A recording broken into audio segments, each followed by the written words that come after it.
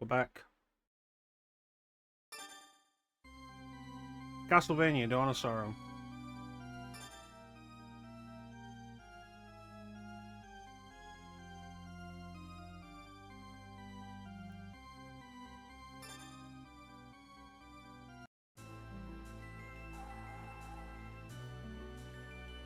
Ever since the solar eclipse of 2035, my life has never been the same. It was then that I realised that I, Soma Cruz, and the rebirth of Dracula is in this castle. I learned the truth that I was possessed with the power to see souls of my enemies. That evil power almost engulfed me, thanks to my friends pulled me out from the brink. About a year has passed since then, I thought my troubles were over.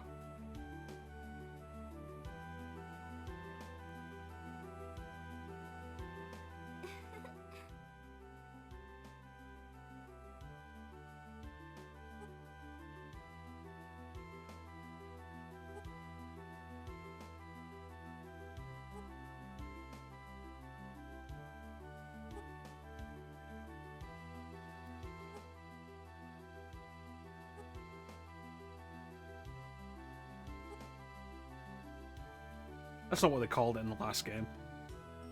They called it the power to rule.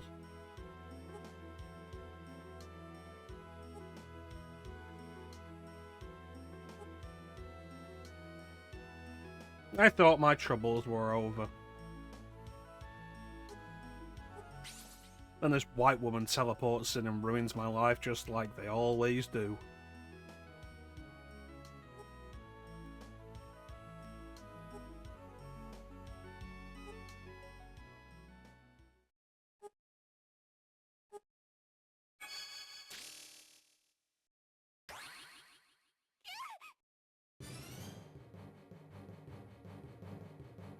There's literally one skeleton.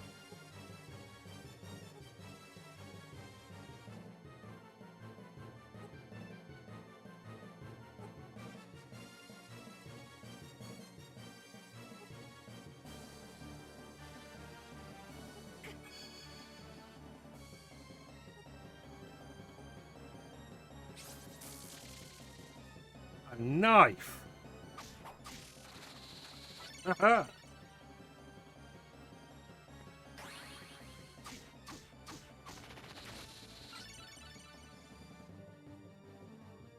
This random monster she summoned was just carrying $50.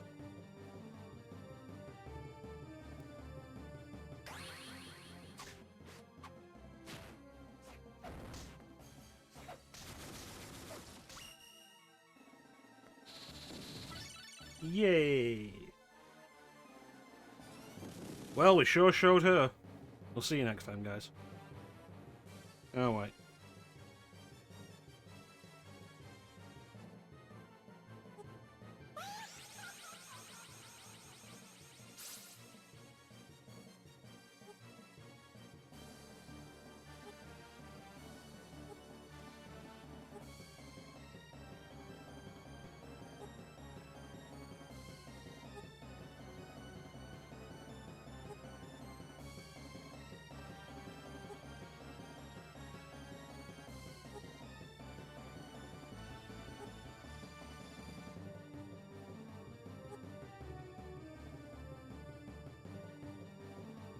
Always cults.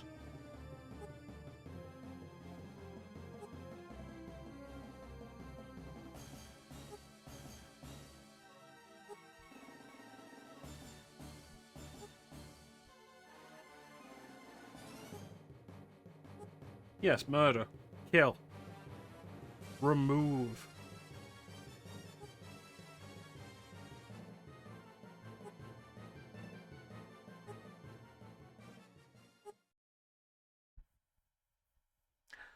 Several days later.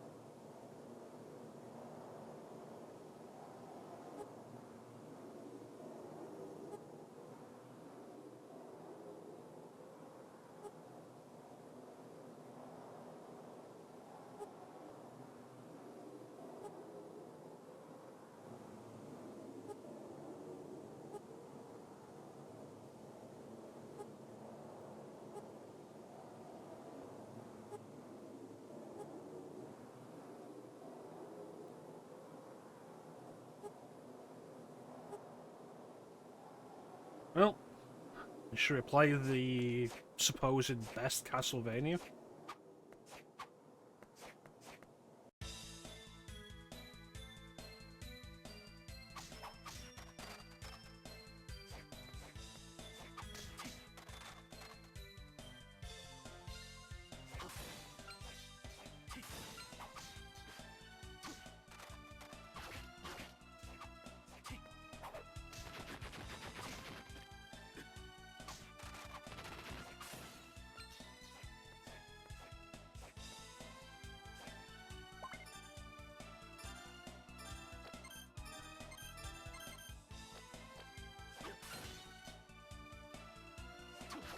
Flash.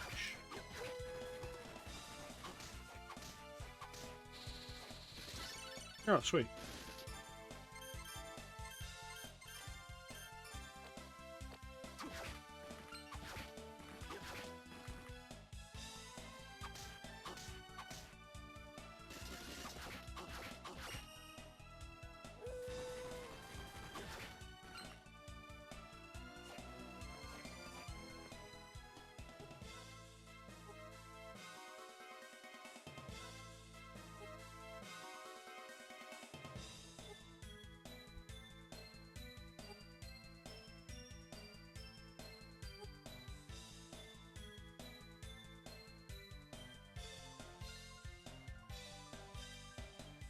You know, I feel like I should represent this game with the official release.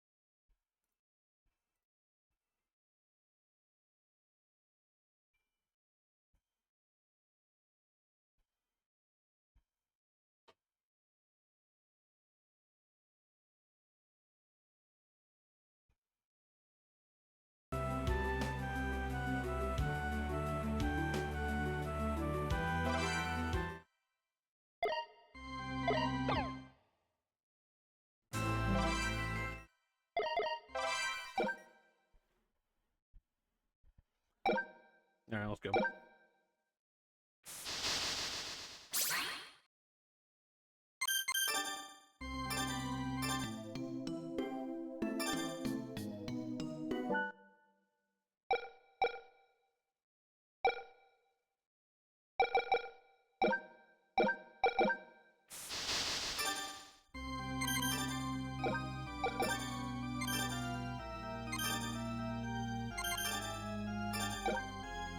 So in the original release of this game, you had to draw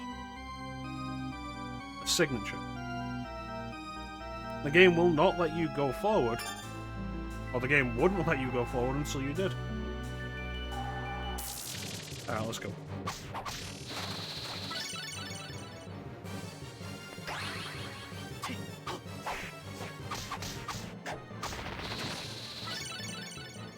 May as well show this off with the currently available official release, warts and all. So I don't think they fixed the issue with the look, like the bug with the look stat. In the original DS release, the look stat didn't affect the drop rate of souls.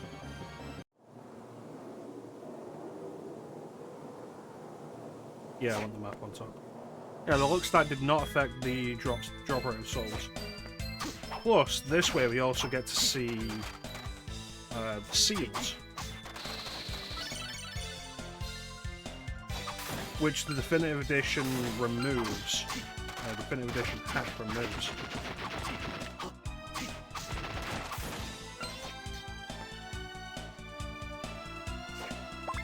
So as you saw, I have dabbled with this. I haven't finished this on the Dominus collection, but I've dabbled with it. I wanted to see how they handled the touchscreen mechanics.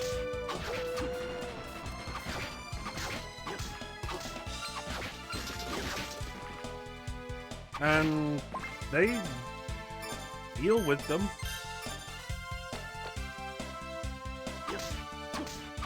Not all that well, honestly.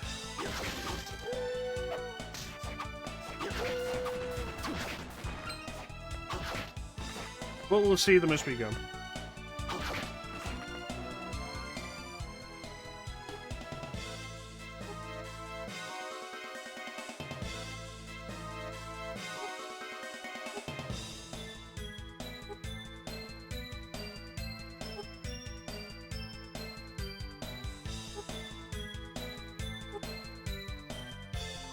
Back when I streamed Portrait of Ruin using the Portrait of Elegance pack that replaced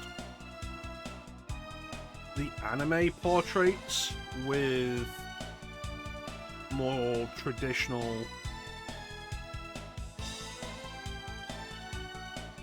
Ayami Kojima style portraits.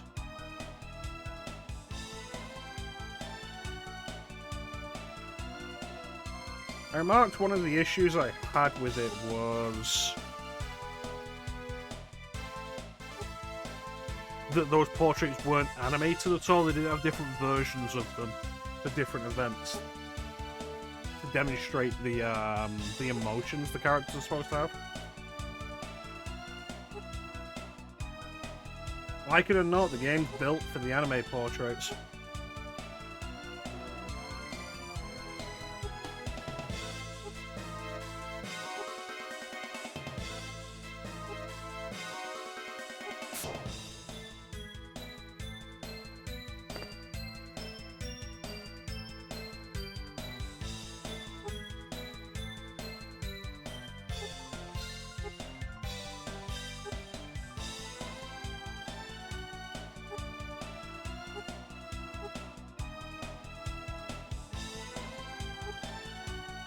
So this is the explanation of the seal mechanic, which is a touchscreen gimmick. At its basis level, it's a touchscreen gimmick and there's no real way of getting around that. Because this was an early DS game.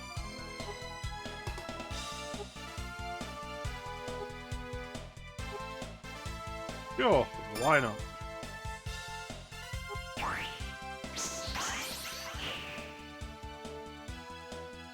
So, the timing of this means you couldn't possibly move this cursor fast enough.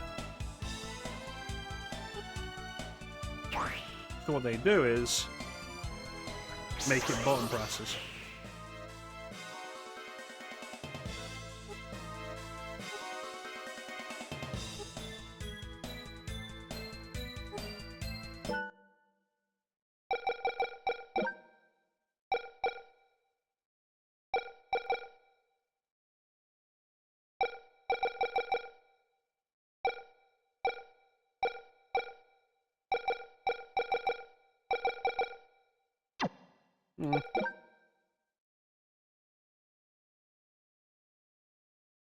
Oh, I click the stick to change the speed of the cursor. Alright.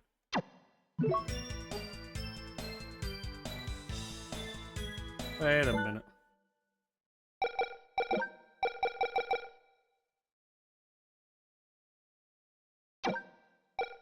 Yes. It's at least more visually interesting to stream.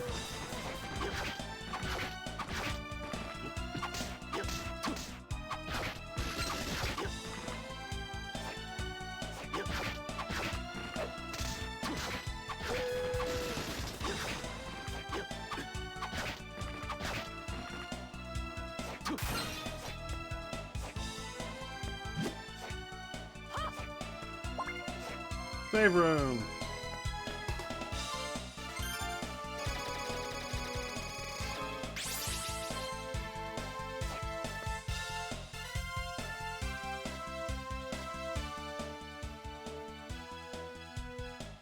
So this game's a little different in the way it presents bosses as well.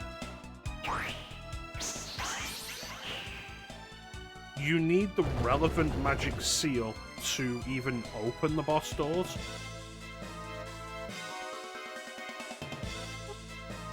So if you don't have the right magic seal, you can't go and face that boss. It's not as though there's a specific magic seal for every boss, there's 5 magic seals total.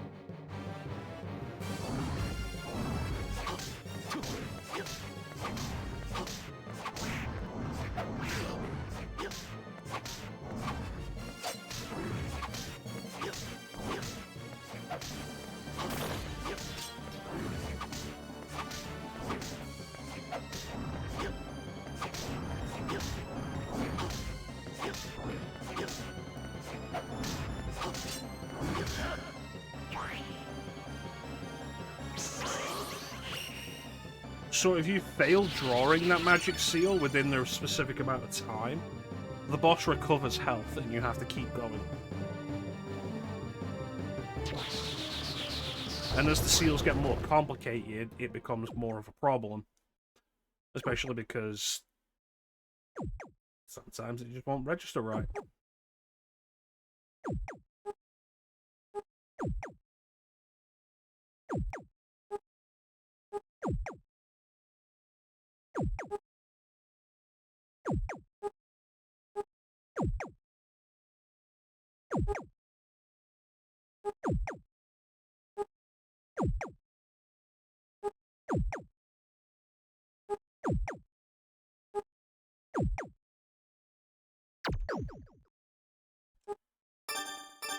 I'm gonna do all the reckless shit.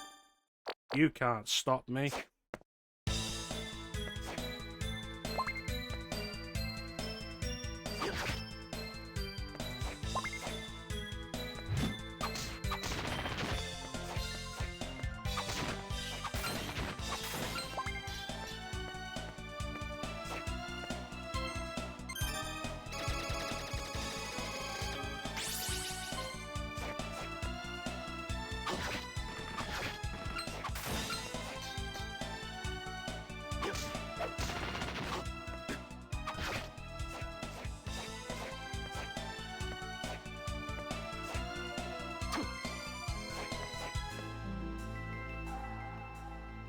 Weapon fusion.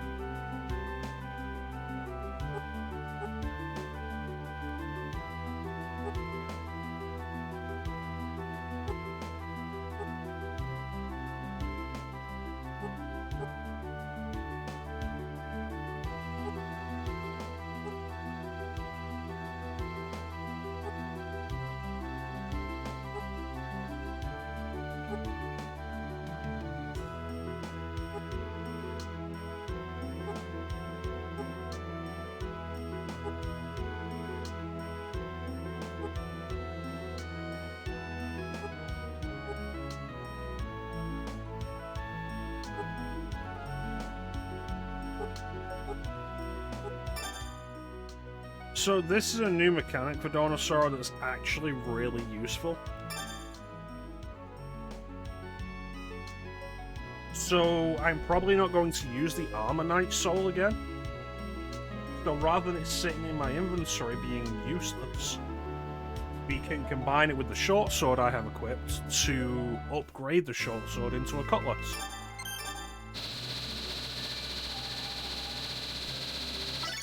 Which is a weapon of the same type, but more powerful.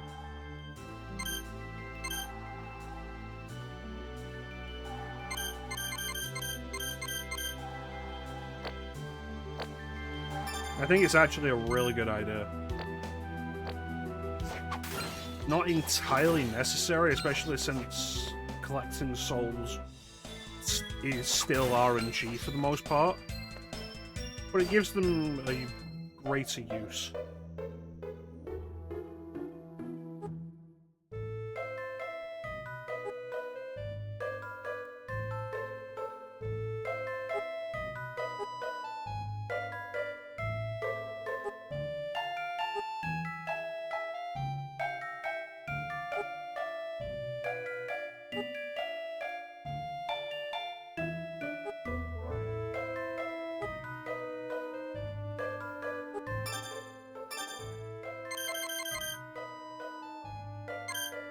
These news articles are an interesting piece. They direct you. I think there's 3 issues, each issue having 3 parts. They direct you to rare soul encounters, like rare monsters that have unique souls. Not required, just an engaging enough little side quest, I guess.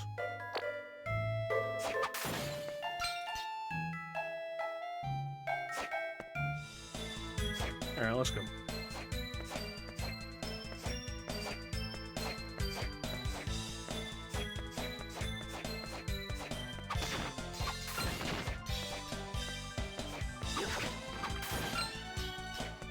I do really like that the Dominus Collection has both versions of the top screen on the side as an option. It's a really cool idea that you can't really replicate with emulation.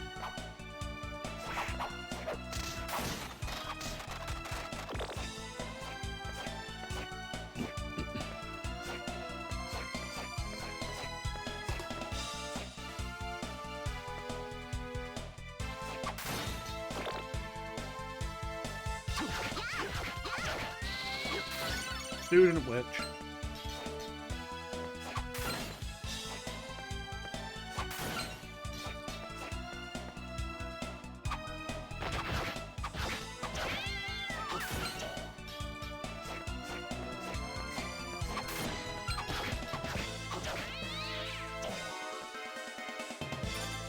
You know, for the sake of stream, might as well show off some of the souls that I don't normally use.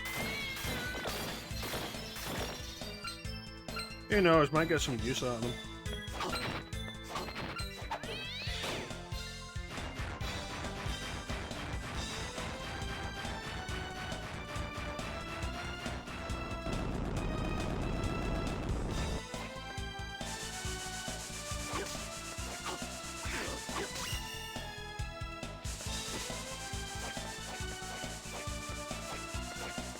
So we're actually back where we first met Julius and Yoko.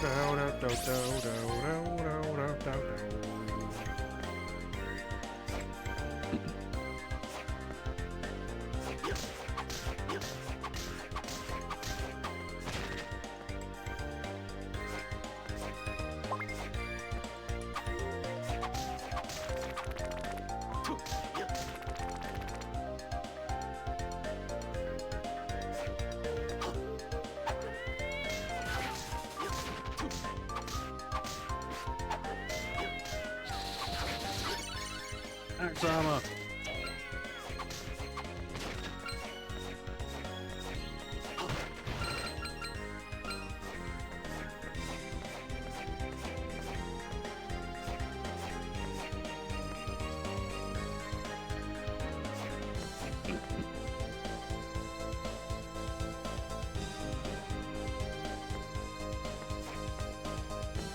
This is easily the most detailed running animation in a Castlevania protagonist since Alucard in Symphony of the Night.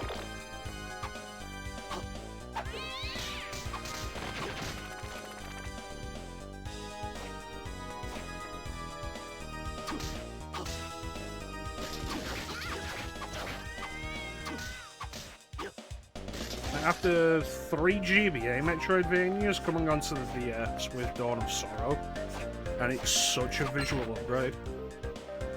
Understandably so, but like, it's really good.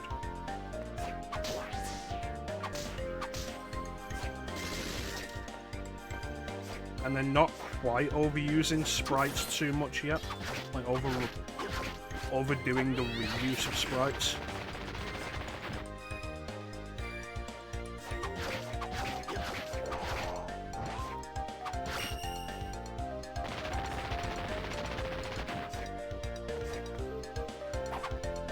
mean, yeah, there's the skeletons that, once again, are taken from Rondo of Blood, a game which by this point is 11 years old, I think. No, probably 12. I think this is 2005. Rondo of Blood was 93.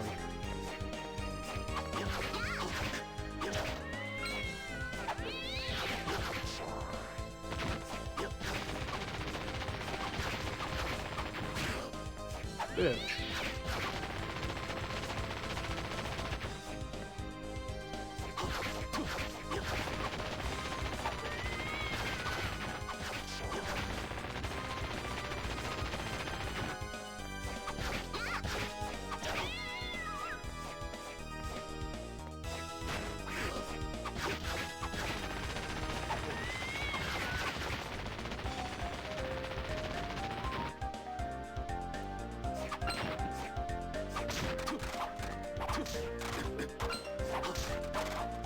Honestly, if you like Metroidvanias and you haven't played this yet, it's an easy recommendation.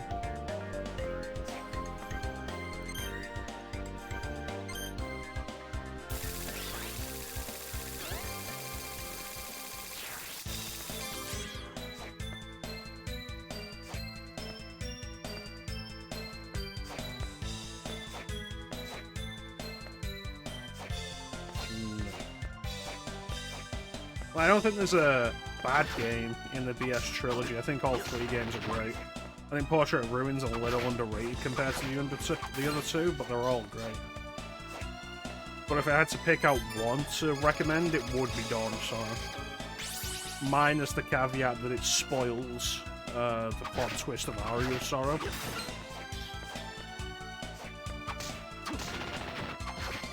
But if you don't care about that, which, like, good enough reason that you wouldn't, Castlevania's not really story heavy to begin with, then absolutely worth just jumping into.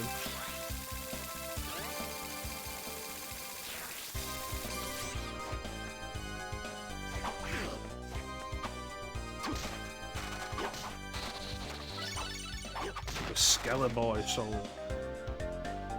What's the other way? All pig. Right.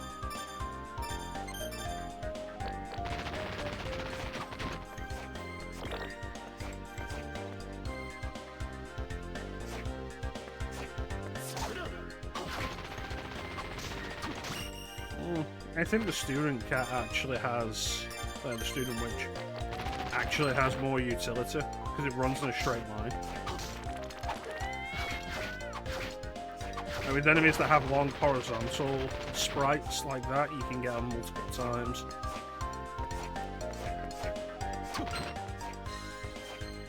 Various areas of viability.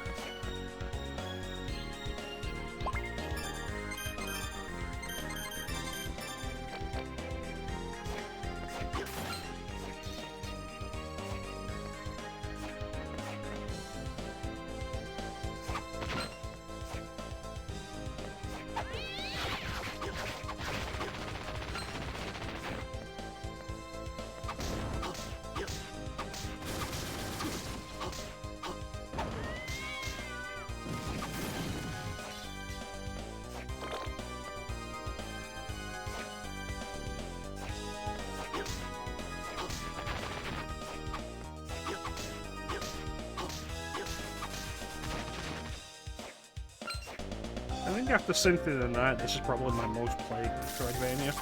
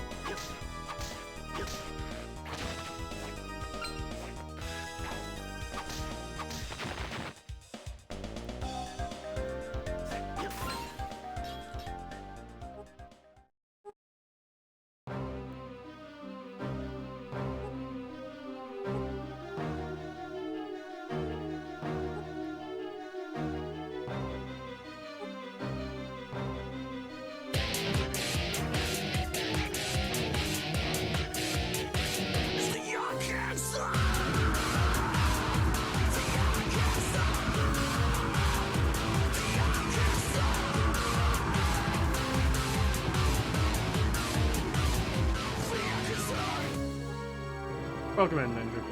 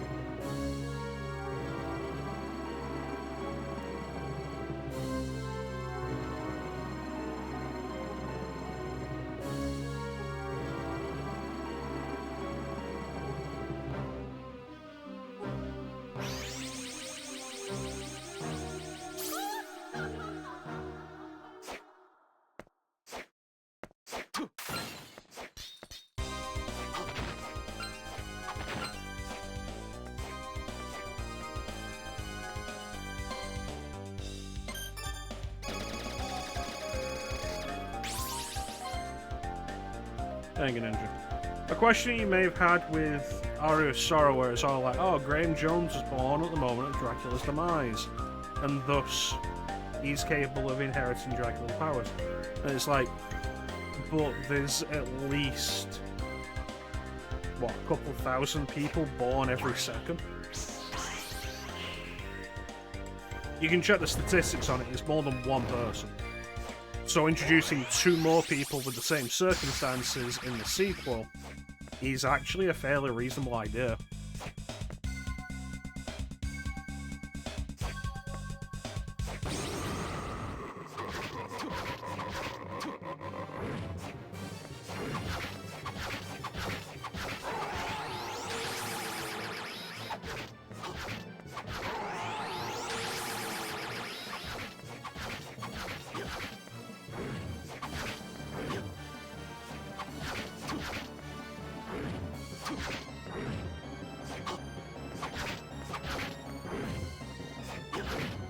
How you doing, Ninja?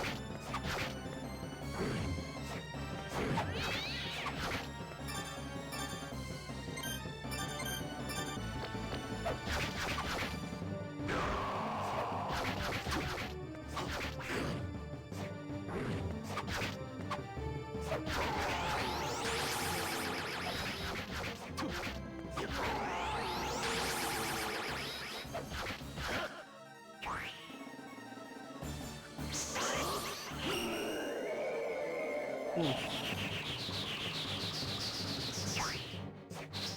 wonder if they'll ever fix that Texas power grid. Probably not. I'm glad you're here, Ninja.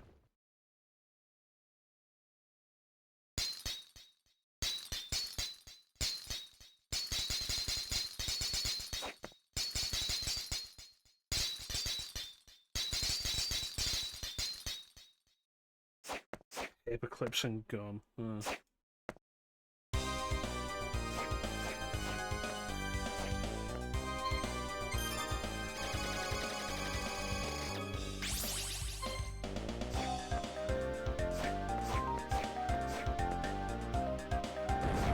Okay, so now with the power of the Lord's Soul, we can break the ice blocks with the touchscreen. Which, in all honesty, it's a problem that the ROM hacks you can find on the DS that remove touchscreen requirements don't really fix, because the replacement becomes to just hit the ice blocks with your weapon. But the game isn't designed around that. The game's designed around you being able to destroy the ice a lot faster with the stylus on the touchscreen.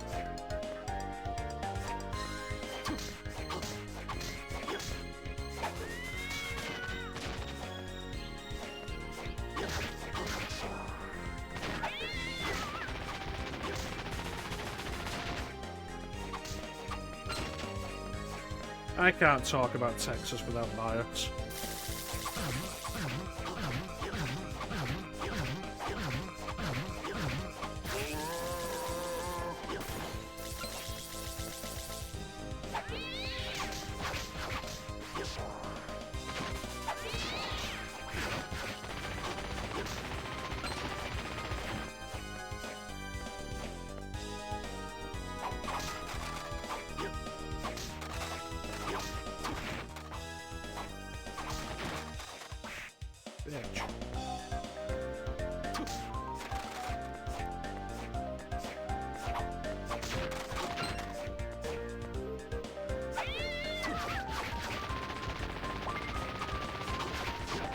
So after stream last night, I watched Furiosa.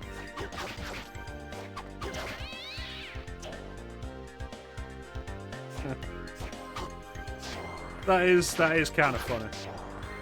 I'll give you that. It was pretty good. It was pretty good.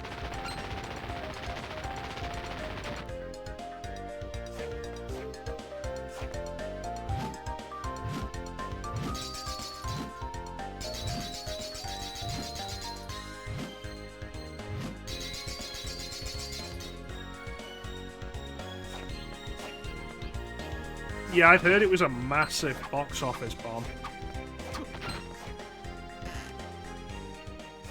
Yeah, I think it was the thing that year. Like, it felt like every movie that came out was a huge bomb. People just weren't going to the cinema. And, like, can you blame them with how much everything costs at this point?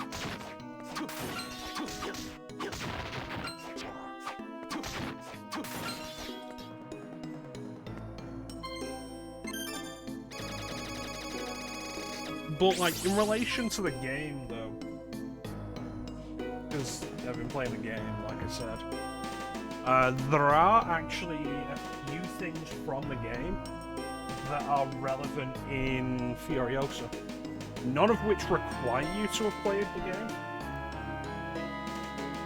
but are a neat kind of, hey, look at that, if you've played the game. Thank you, Ninja.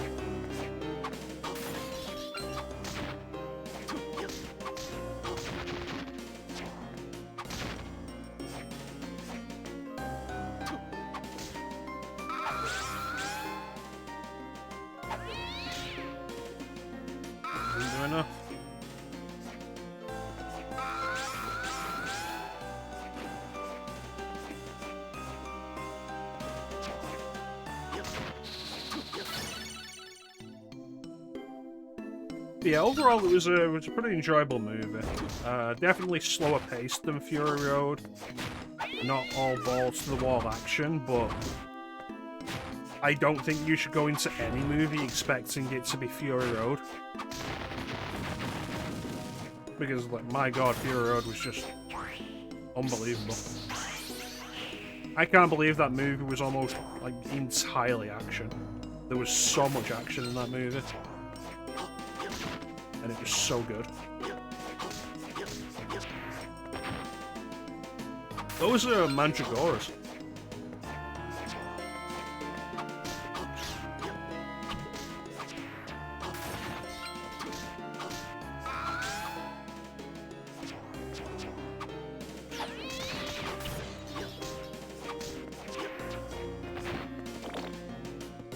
I should rewatch Fury Road.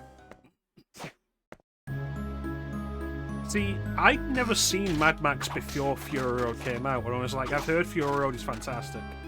And you know me with my emotional context requirements.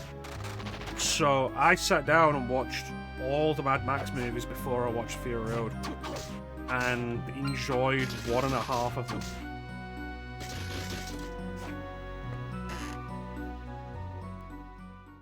Was not required for Fury Road at all.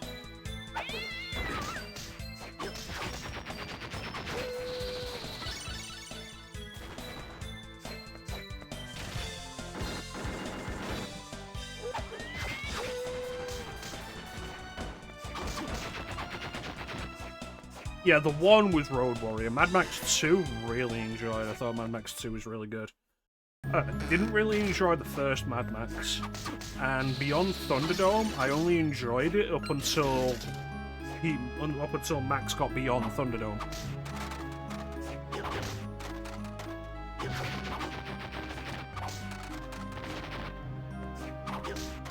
But I have been thinking about, yeah, if I just had like more regular time, not inconsistently available. I love to do movie nights on the Discord, and the Mad Max series would be one I'd want to do. Like, let's watch all the Mad Max movies. There's something oddly compelling about the post-apocalypse in Mad Max. Not sure what it is, because I'm not really a post-apocalypse kind of guy. It depends on the post-apocalypse.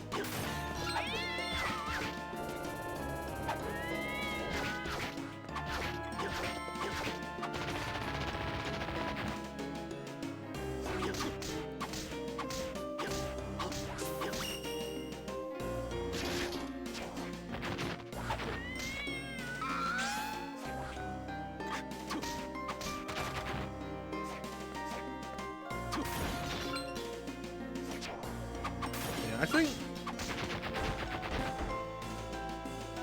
Mad Max 1, the first Mad Max, is worth watching if you're interested in the history of cinema just generally. Oh, sweet. If you're interested in the history of cinema generally, Mad Max 1 is probably worth checking out. Entirely because of its place in history. Like, it was a big deal in Australian cinema. Definitely worth checking out if all you ever really watch is Hollywood movies. I think it's always worth checking out the best of foreign cinema. Like, if all you tend to watch is Hollywood movies, it's absolutely worth the time to engage in what is considered the best of British cinema. The best of French cinema, Italian cinema, Hong Kong cinema, of course, Japanese cinema. Korean cinema's been fairly popular lately on the world stage.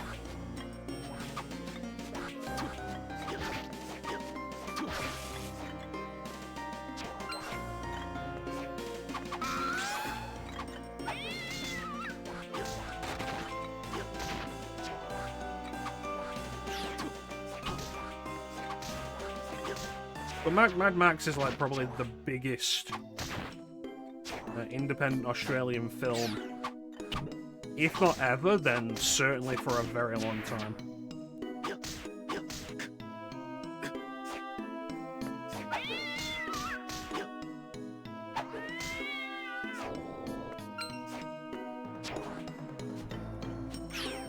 And so, like, you see these big outliers, the ones that get noticed on an international stage, and I think they usually are worth checking out if you have any interest in cinema, I guess. Because how good do these things have to have been to have gotten noticed on the world stage?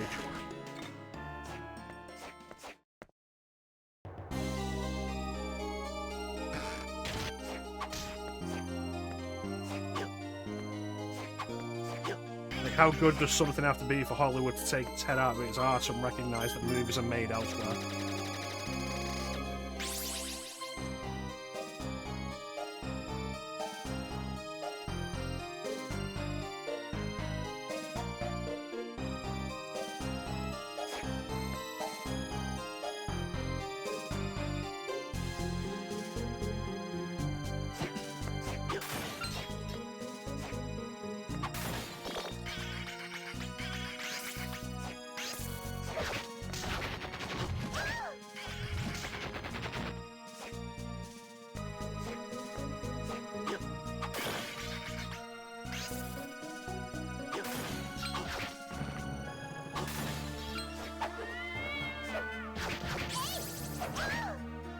You never know what you'll find.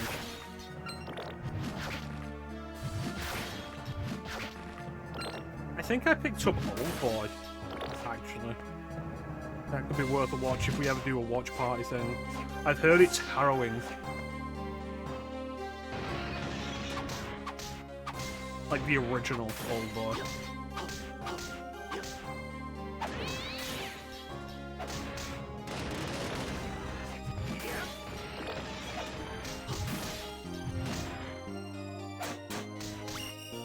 Gotcha.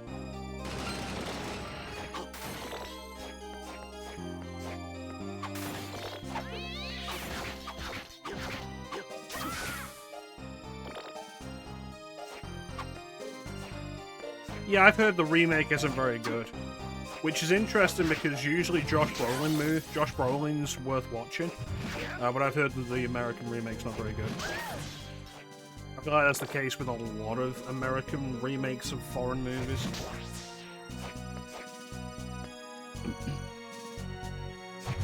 Never as good as the originals. They always lose something in translation.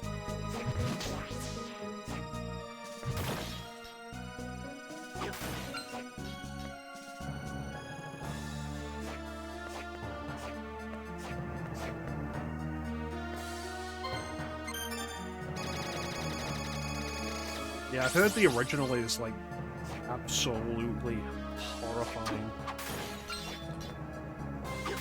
In terms of violence, I've heard it's, like, really... harrowing seems to be the right term for it. So I'm kind of curious about that.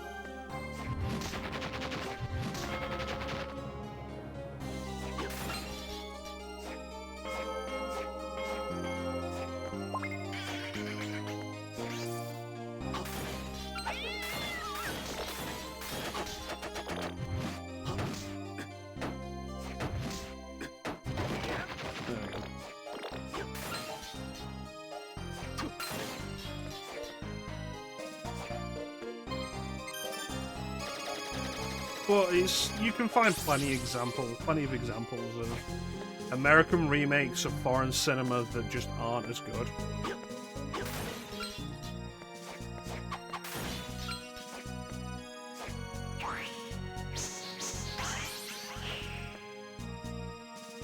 Like Let Me In, the remake of Let the Right One In. I think The Ring and The Grudge were both fairly well received. I've not seen them in a very long time.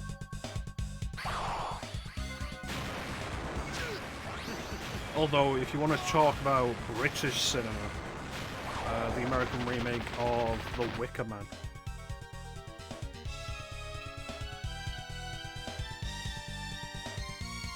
Hey, how you doing, Chance? Thank you for the raid.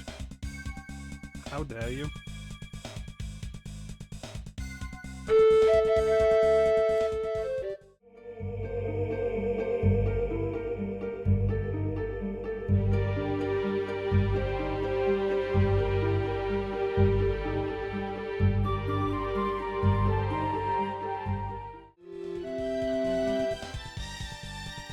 Thanks, Ninja. You don't need to shout Chance out because he gets an automatic shout out. No! But we can remove that. We can remove his automatic shout out. Did you finish your Striker Gunvolt 3?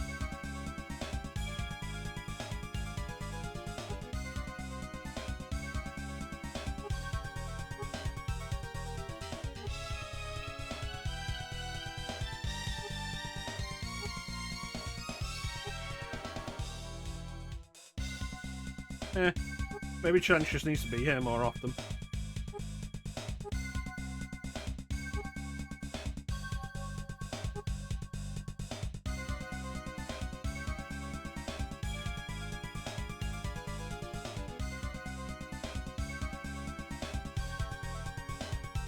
What, the rainbow guy?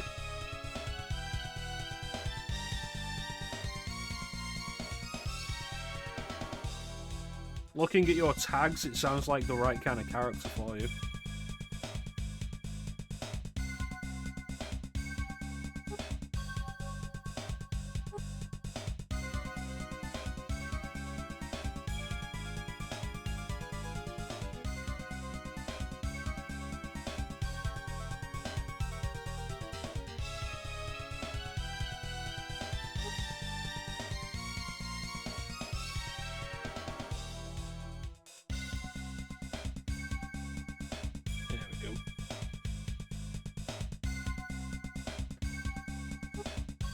How you doing, Chance?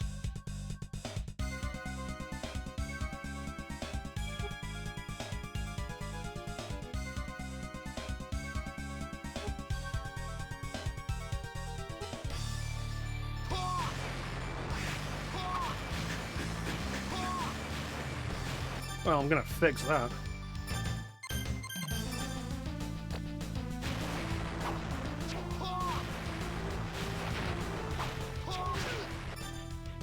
Stupid dick.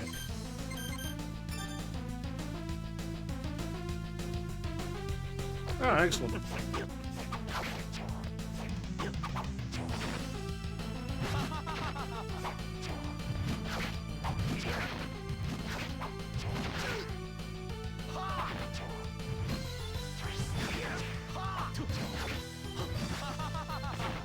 See, he's fallen for my cunning plan.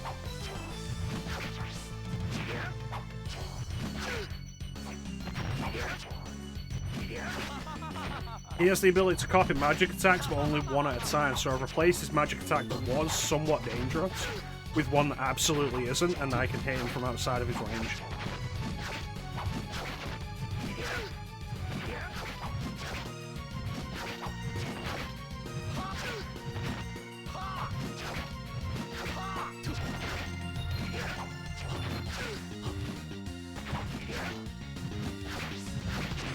Who says I'm not a strategic genius?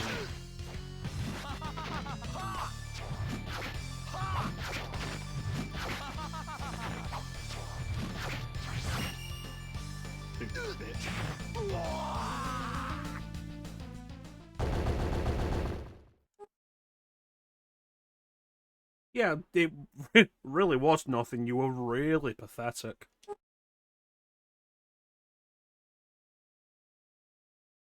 So you're starting Skies of Arcadia from the beginning, or continuing from where you left off 7 years ago?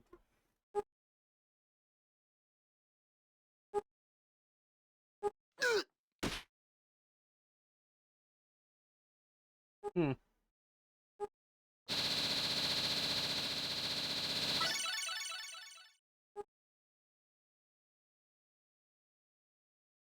It was only 4 years. Hmm.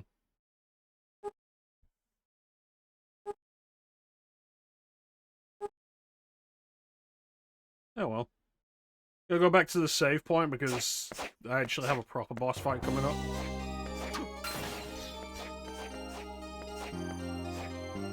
Yeah, I need to get back to playing Skies of Arcadia. I'm currently at Maramba.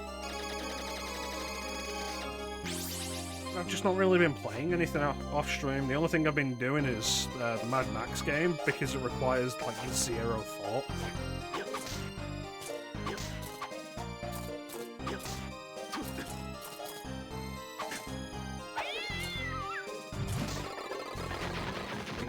Yep. Well, yeah, we had this discussion yesterday, didn't we, Ninja?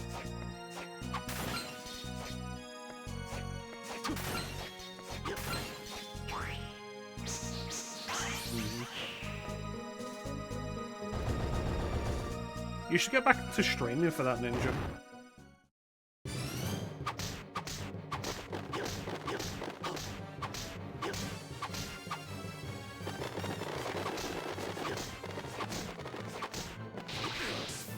Yay! Fucking waffle.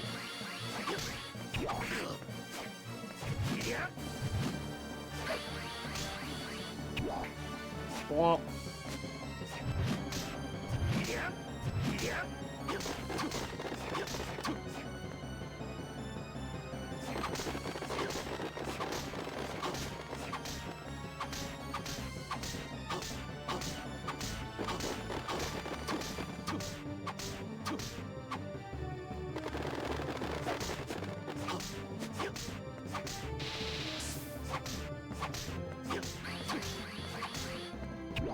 What?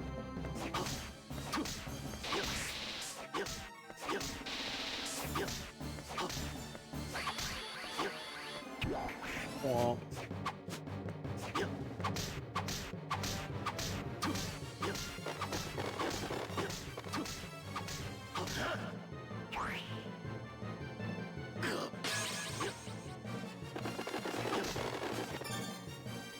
So the seal system is made worse by the button presses, because you have to remember what the actual fucking sequence is, and then figure out what button corresponds to what point. And they don't tell you that. RB, XB, LB.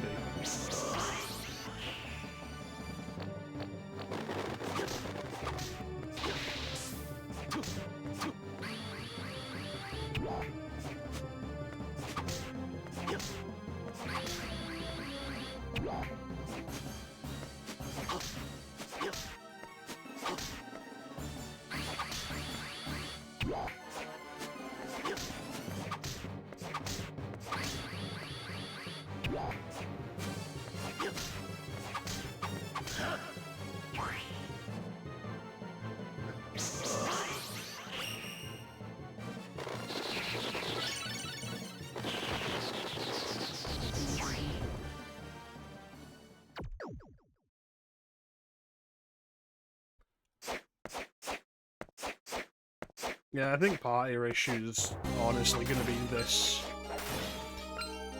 playthrough of the entire Resident Evil series.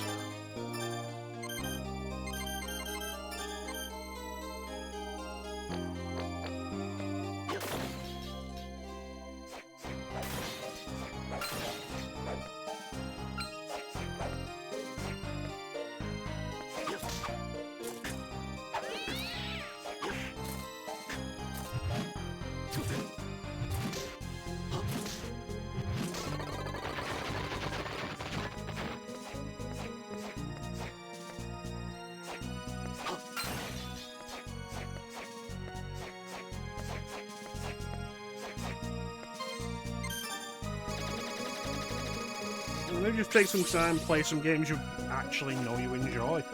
Skip the bad games in the Resident Evil series.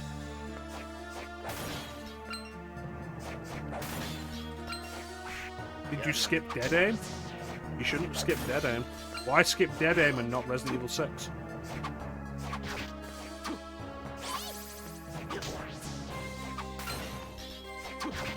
Why, Ninja?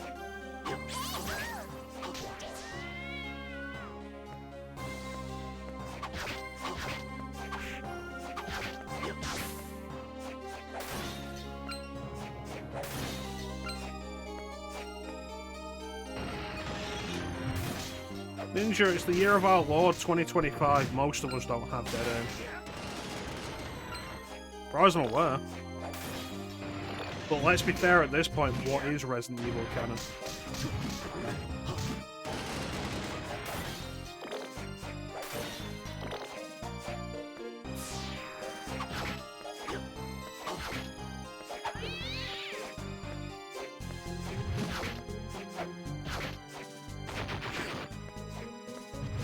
Goddamn dancers.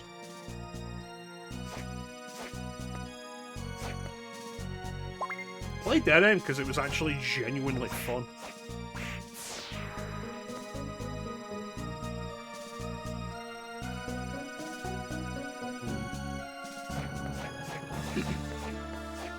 But yeah, like, what is Resident Evil canon anymore? Because apparently the original games aren't canon anymore, despite them having a stronger canon, like a stronger through line than the remakes do.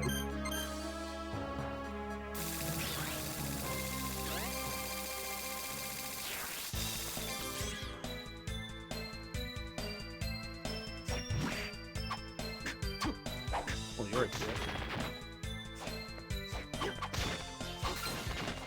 Honestly, at this point, fuck canon. Do what you enjoy.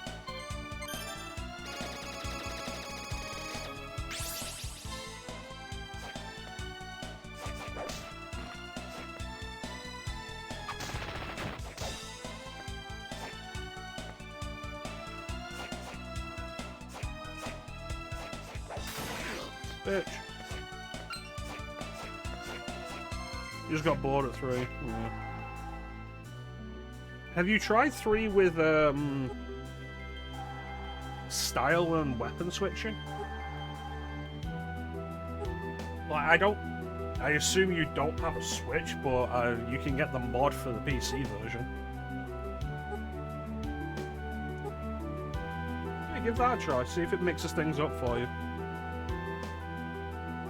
Because, like, let's be fair, Devil May Cry 3 is great, but it feels like it has a fairly weak enemy lineup because a lot of the enemies respond best to specific weapons or styles. If you have access to all of them, I think Devil May Cry 3 would probably be the best. Hands down. And it's a theory I need to test. Chance, stream Devil May Cry. Claymore becomes Alkion.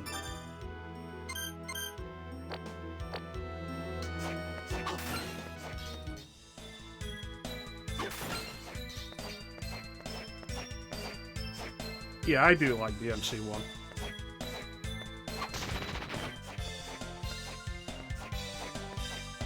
Don't worry, Chance, Devil May Cry will only take you one playthrough, one session.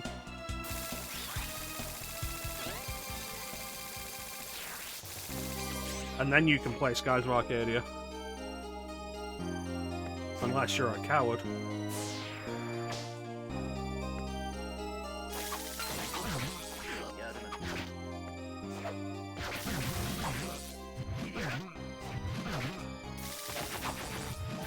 Are you a coward, Chance?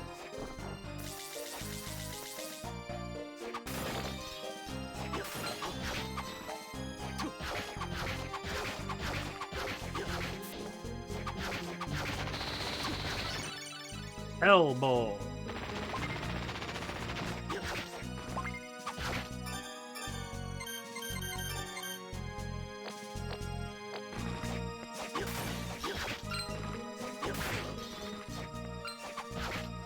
Yeah, Devil May Cry 1's a lot of fun.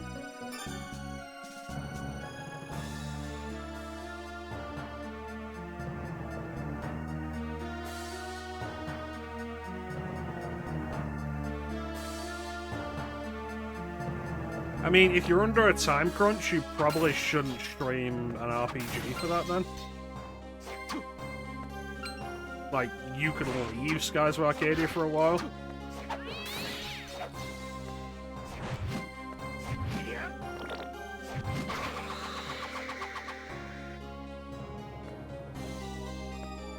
Like, if there's the concern that a game that will take you 1, maybe 2 streams at most will push you over the limit, then Skies of Arcadia is pushing you too close to begin with.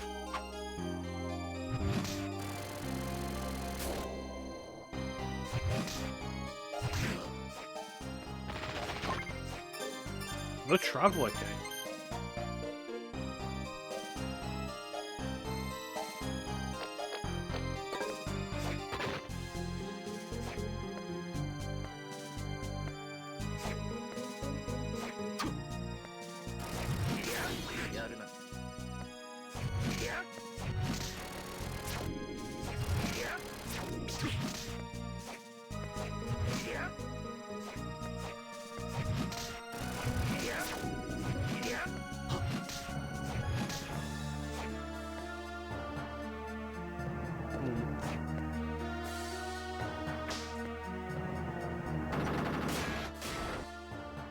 What's in the other door?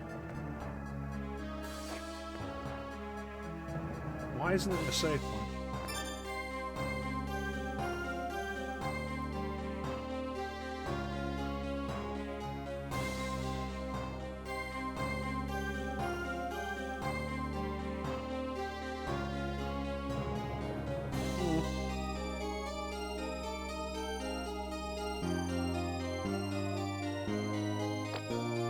You think you can do it?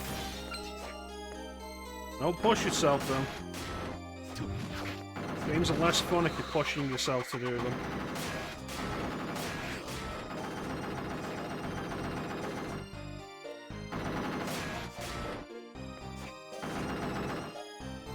God damn it, this is just a dead end.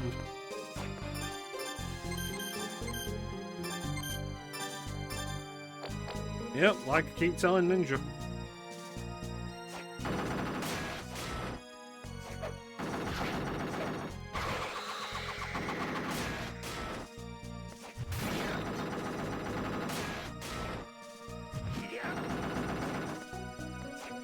Yeah, so my captain keeps telling me.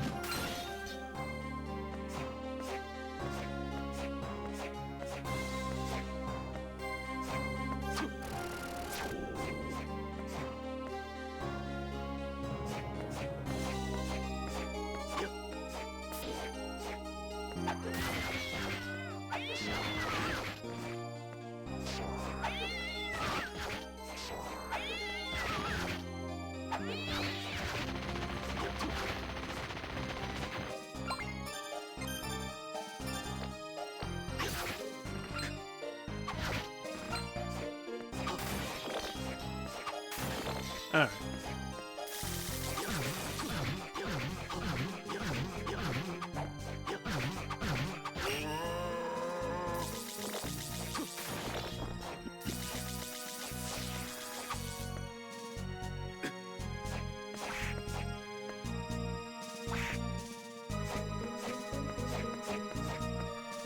Let's just get out of here.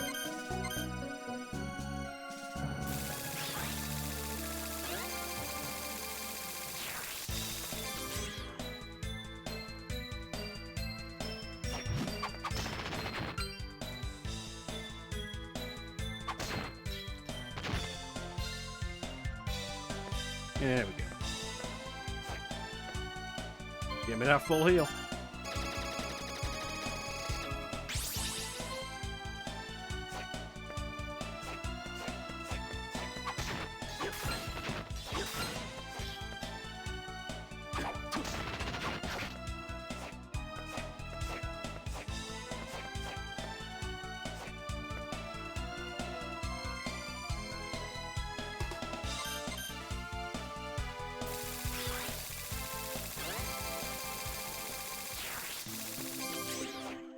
To be fair, Chance, you should like the music in most Castlevania games. It's a series renowned for its fantastic soundtrack, which makes it more egregious that the Netflix series barely used anything.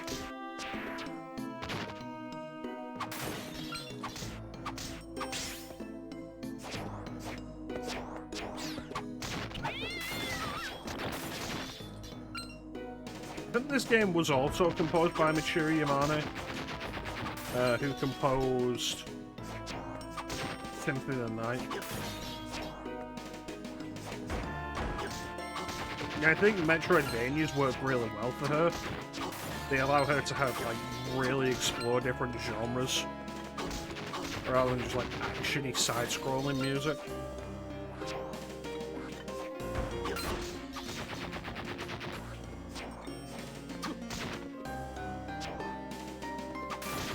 Yep.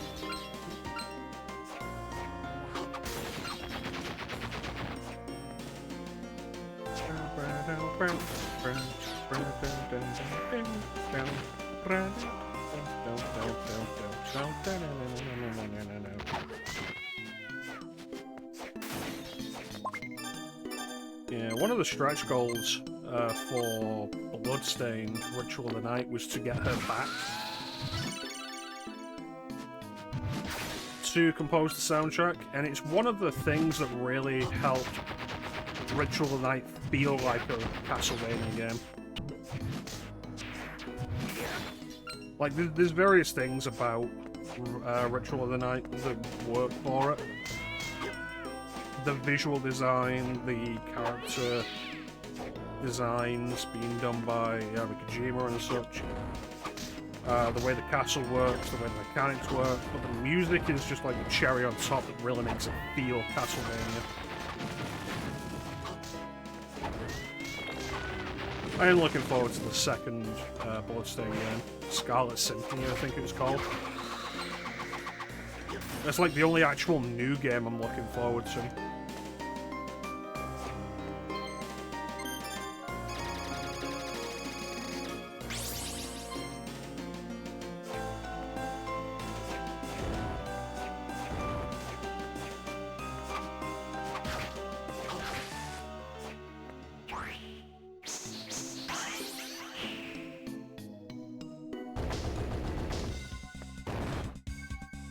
Oh hey, it's the other Chucklefuck.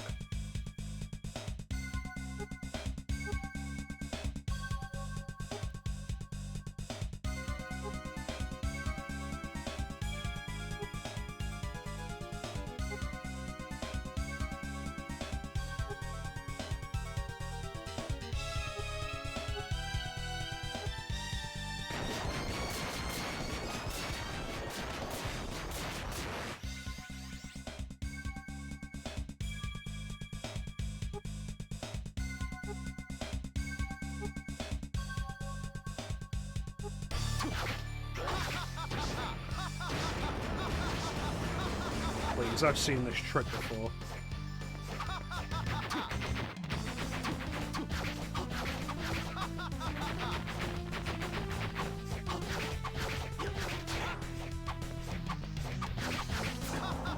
He says Soma talks too much, but he definitely said more during that pre-fight banter.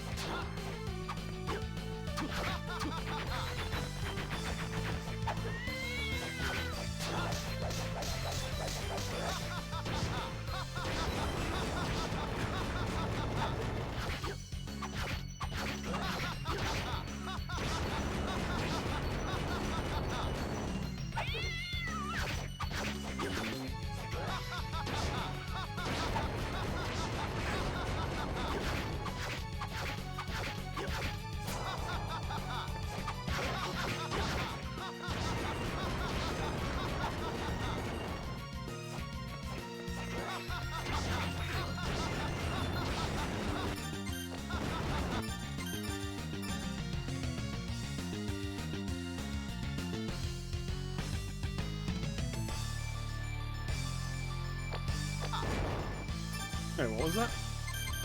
Piroshki.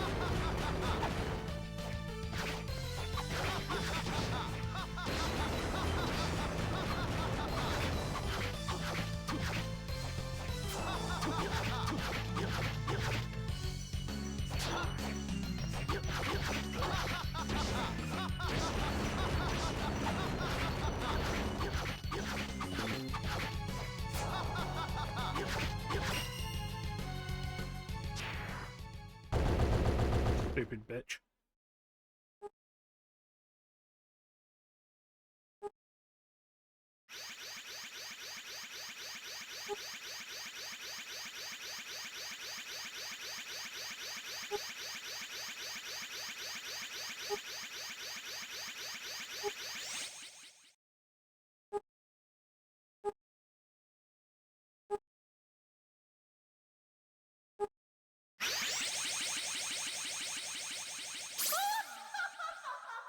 These people need help. Like, psychological help. Shame they'll all be dead by the end of this.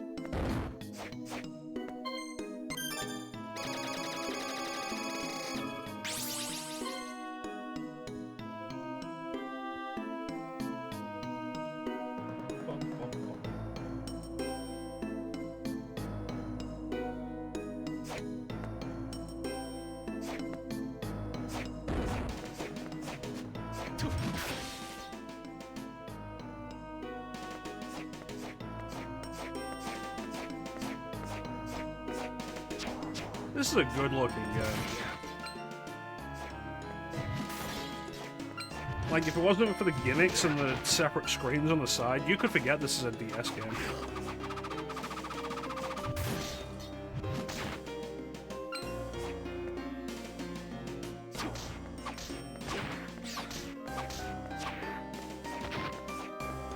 You sure you don't mean Yu-Gi-Oh! Ninja?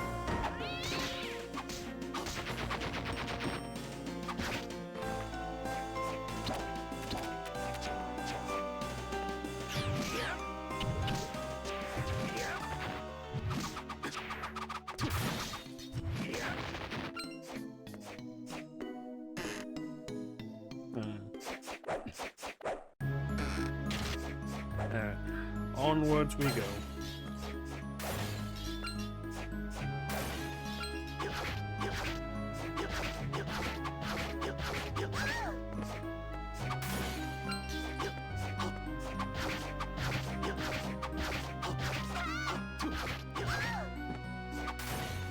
She got a lot of help. Soma! Dude, I'm right here.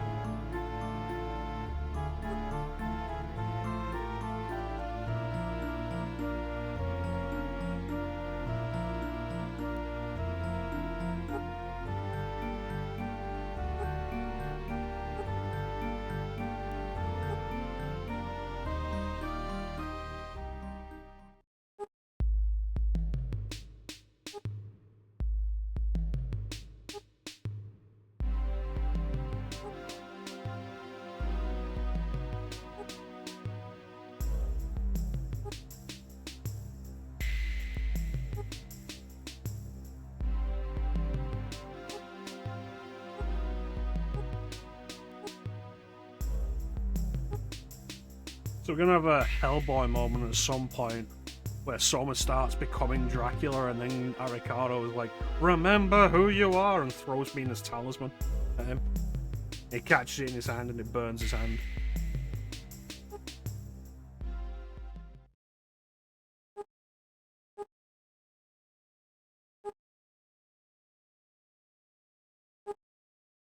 The fact that she mentioned a plan doesn't sound good. We assumed they were just winging it up until now.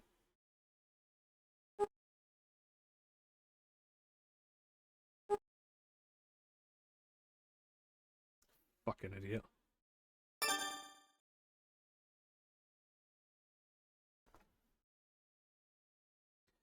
Alright, it's time for an ad break. Psycho Mantis. We'll be right back after these messages with more Castlevania Dawn of Sorrow. Don't go anywhere.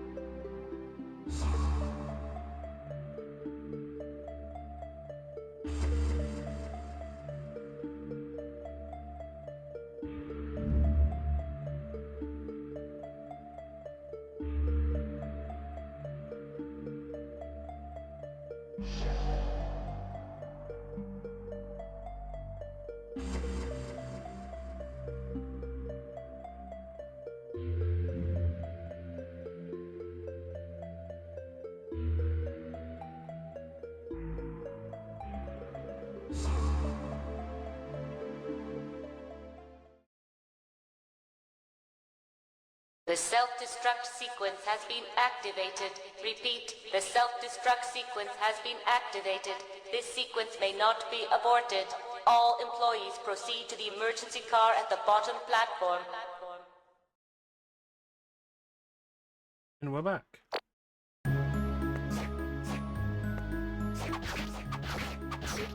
He's not wearing any clothes.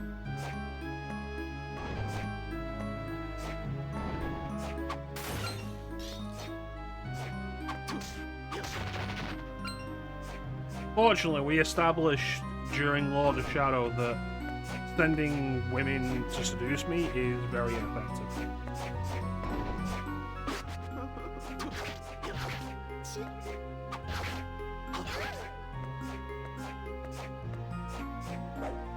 Oh, to be fair, the one in Lord of Shadow was fucking idiots.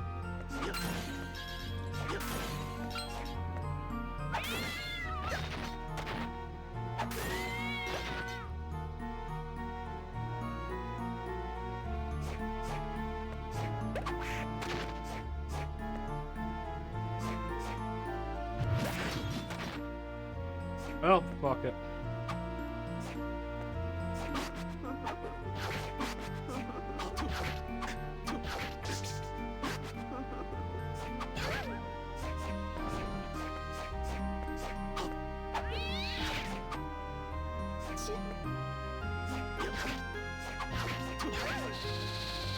Oh, increases my intelligence.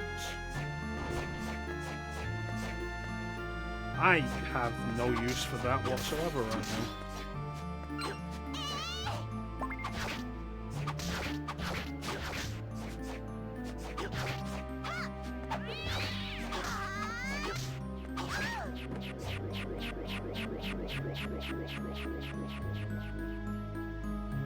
Anyway.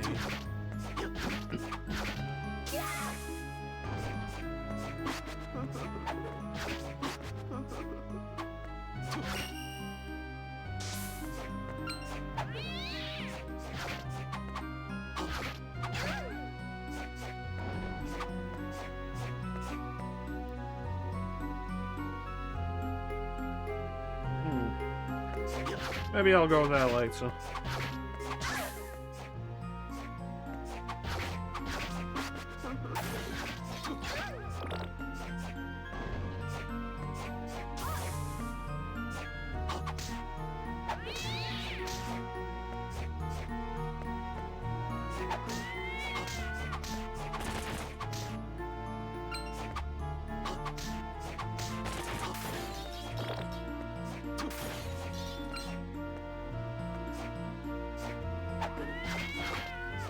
Oh no, kill a clown. Hope it's not from outer space.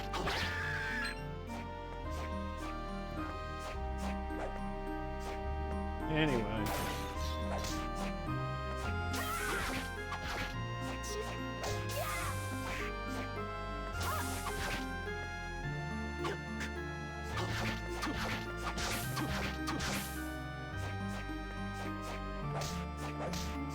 I could only be seduced by a woman who would let me bounce on her head.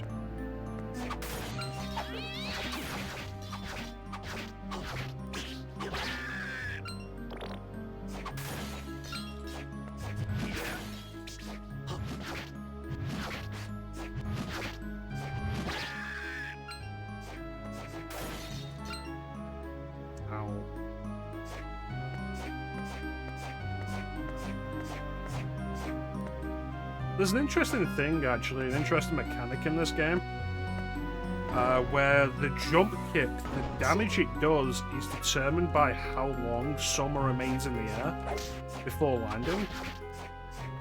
So there's 7.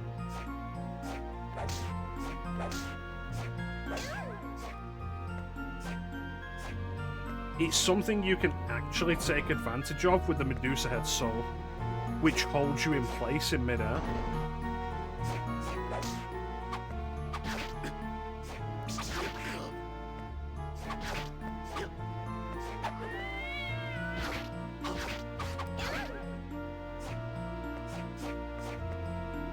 Oh, good.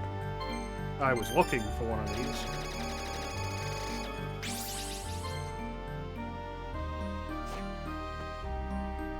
Yeah, it's kind of interesting. There's a lot of odd mechanics in this game that have no real relevance to anything. Really just because of how extensive the soul lineup is.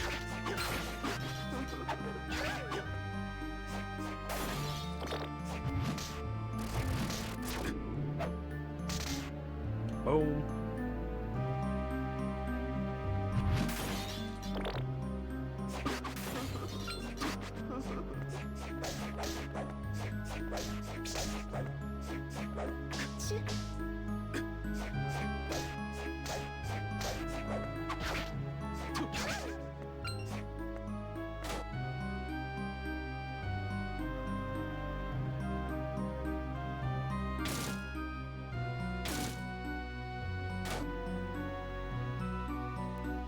You know what?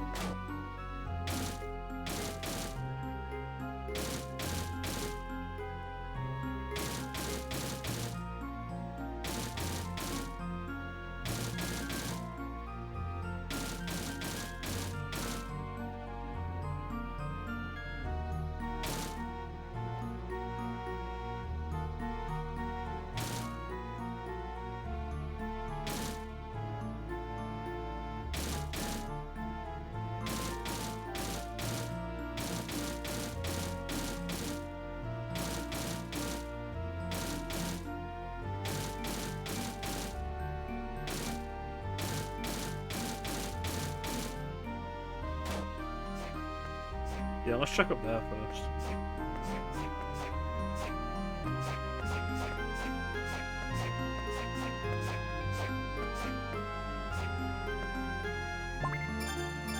Is it any good?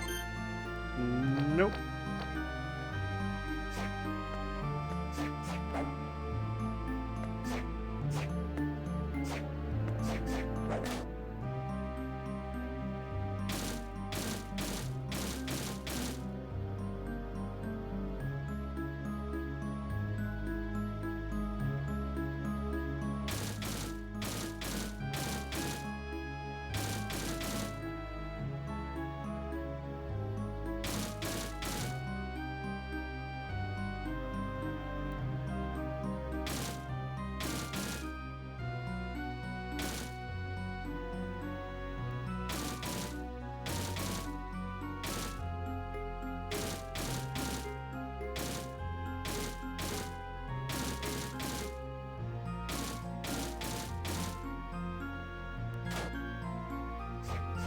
There we go.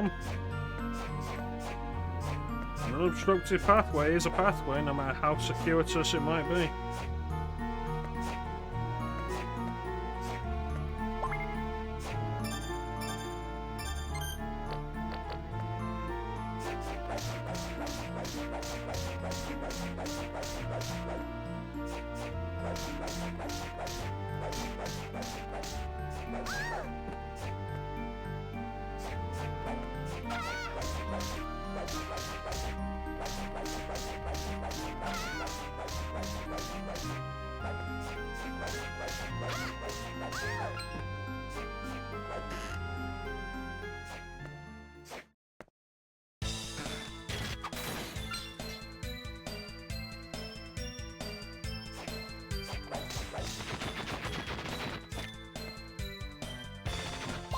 Yay!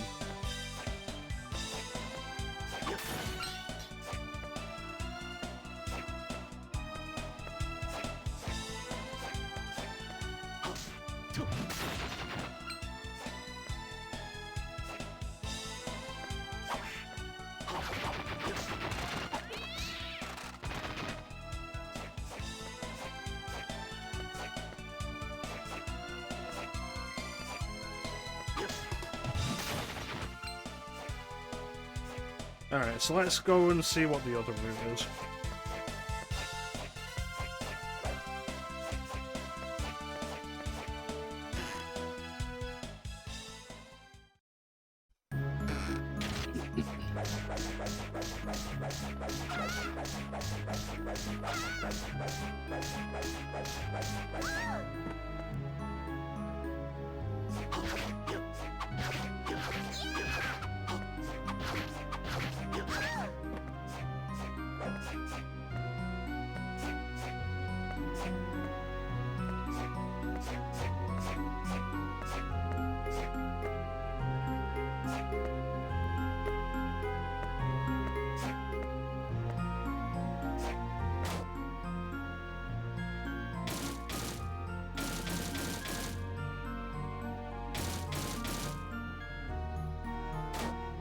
There we go.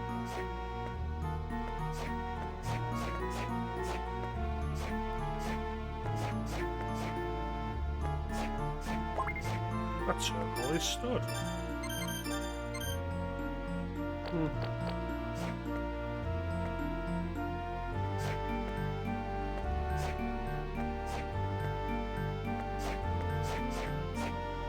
Now I just need to find that painting of the Ashford family and I can place it in there.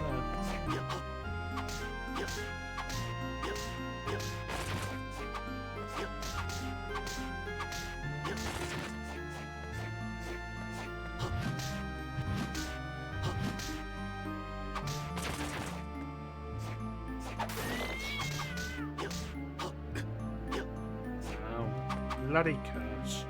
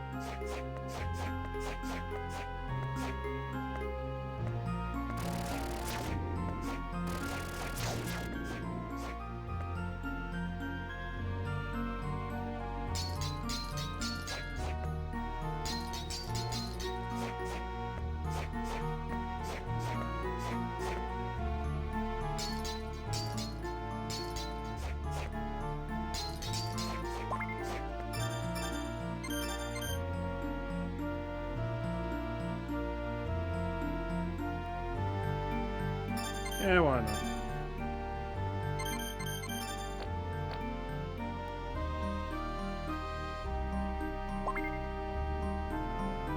Oh, there's 4 issues.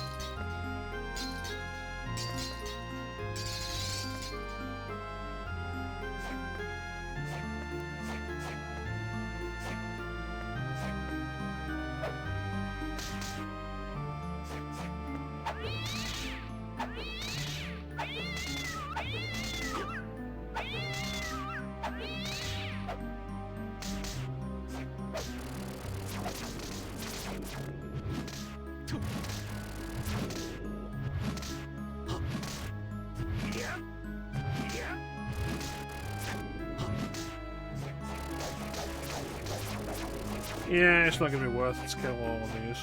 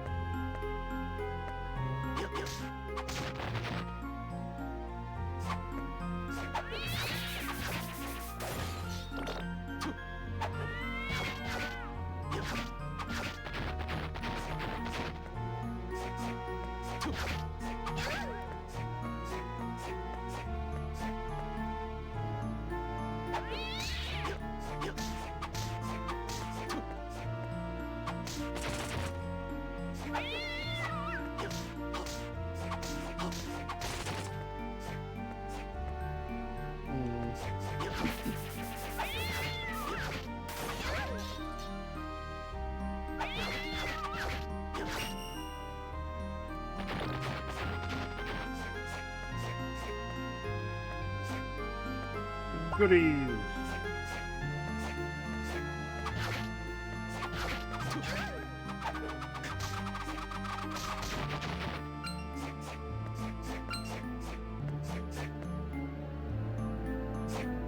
So this will be the other side of the puppet hole, right? Yeah. Oh, I should be facing the Puppet Master real soon. That's who the next boss is.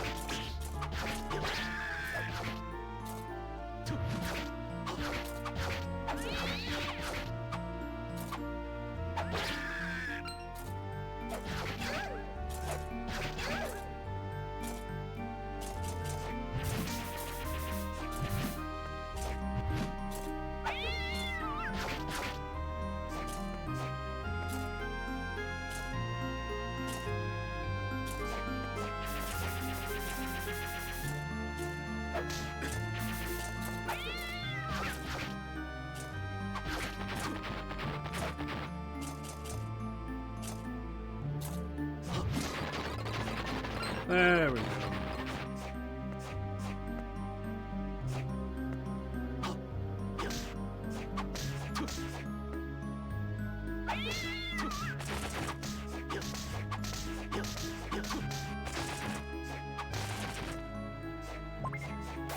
Pop. Pop. Oh, Boston.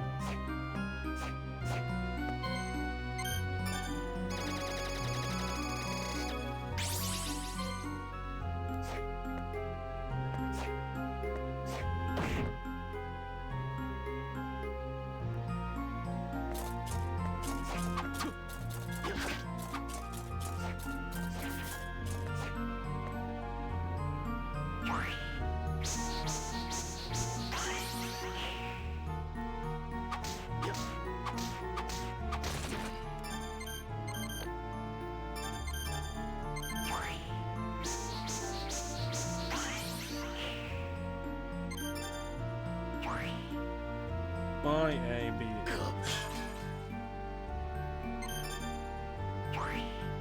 Y-A-B-Y-X-B.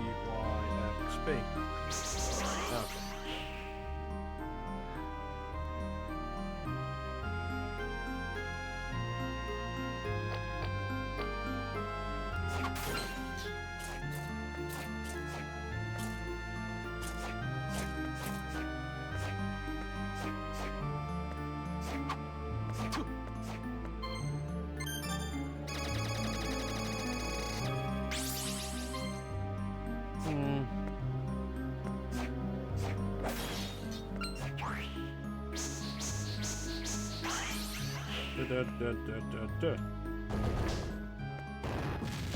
Here we go.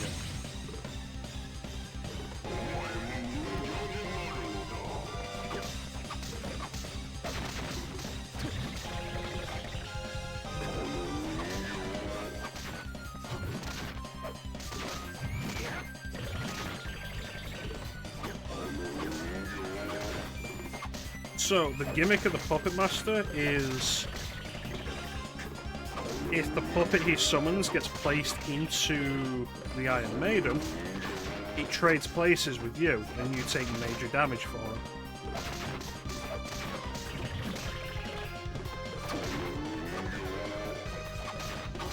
So generally try to avoid it.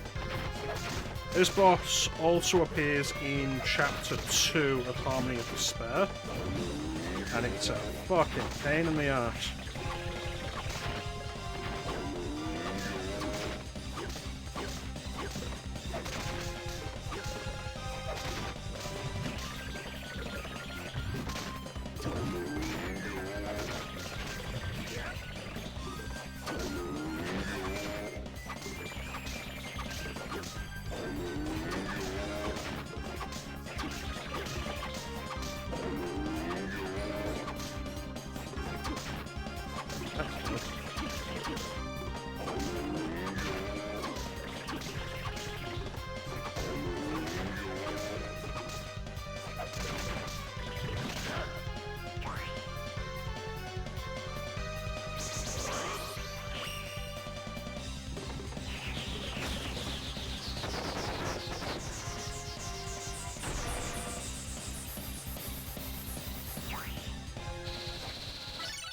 Boom.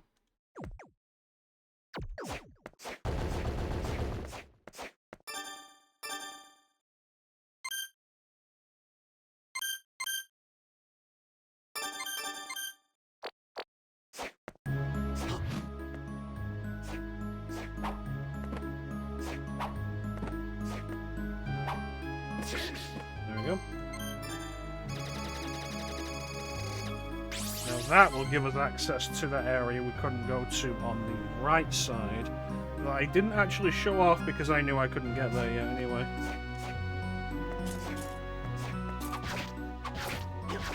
And thus the Metroidvania continues.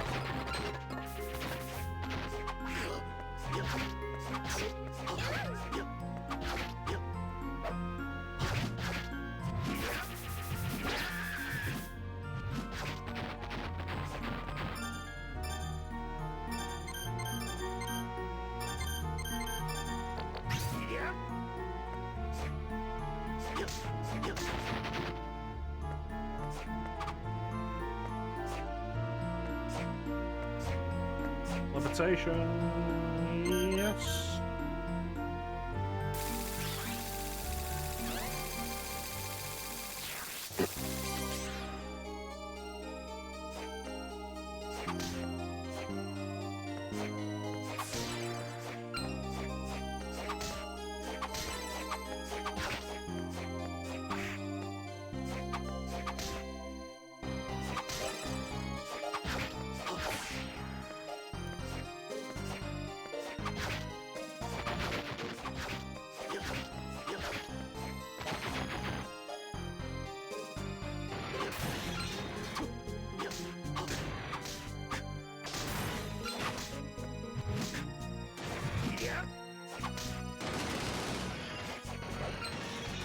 My $100. My $100 dues.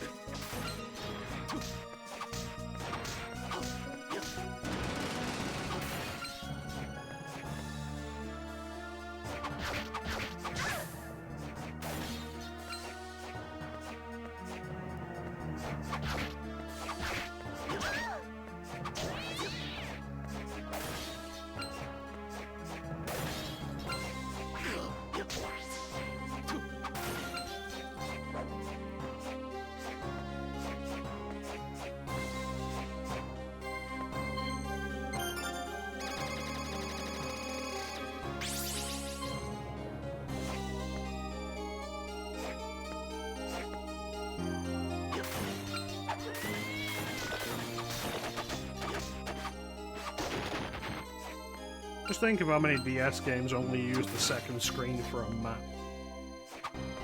Like either a map or a status screen. Can't deny the DS was a fantastic system with some absolutely wonderful games. But the second screen didn't add as much as Nintendo would have hoped.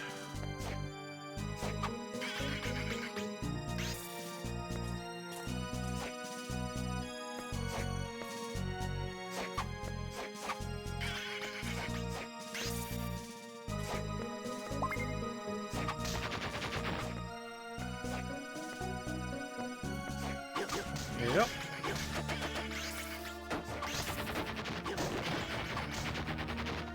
I think Etrian Odyssey was probably the best subversion of that idea, in that you drew the map yourself.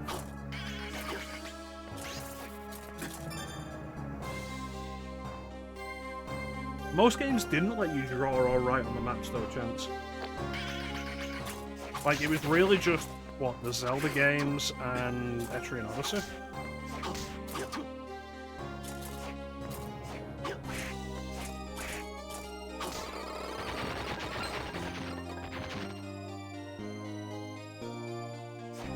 Push the switch.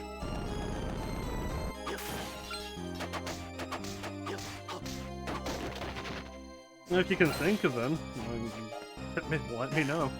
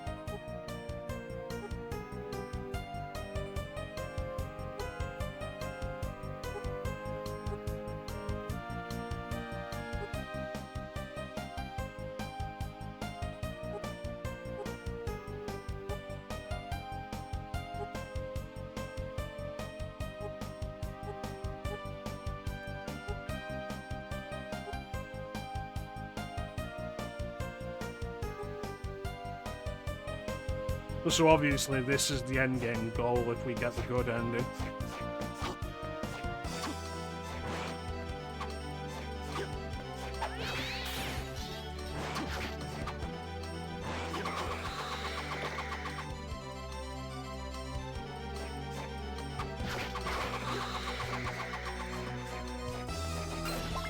Silver stuff.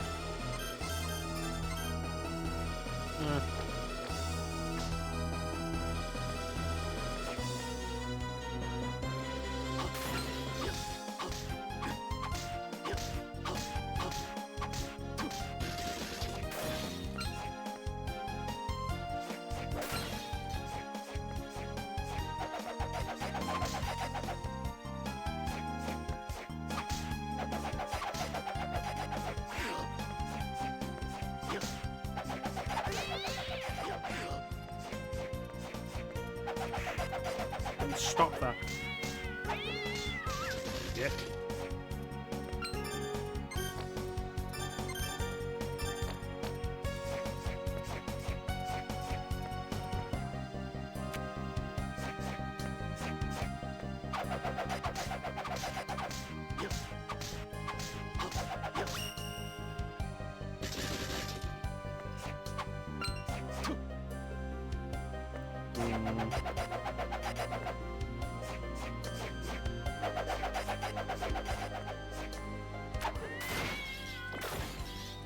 Anyway.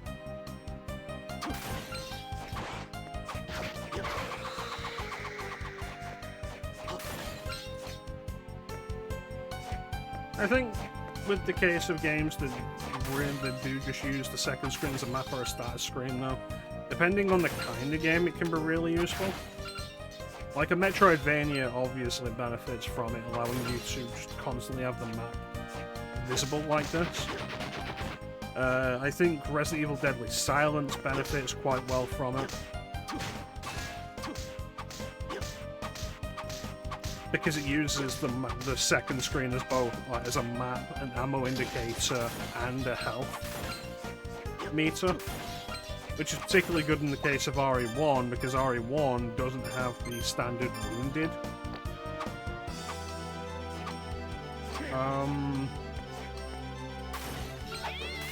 animation.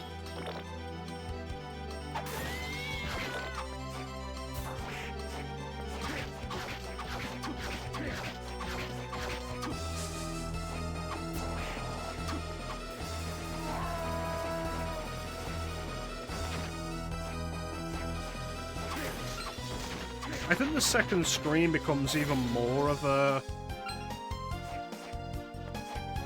kind of a pointless carryover in a lot of ways when you get to the 3DS. So I feel like nothing on the 3DS really made much use of the second screen.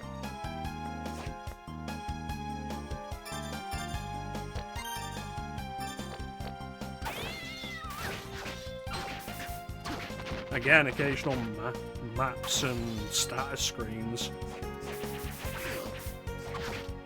But even as creative as the original DS got with stuff like Sonic Adventure and whatnot. Not Sonic Adventure, Sonic Rush. The 3DS couldn't do that because the screens were two different sizes.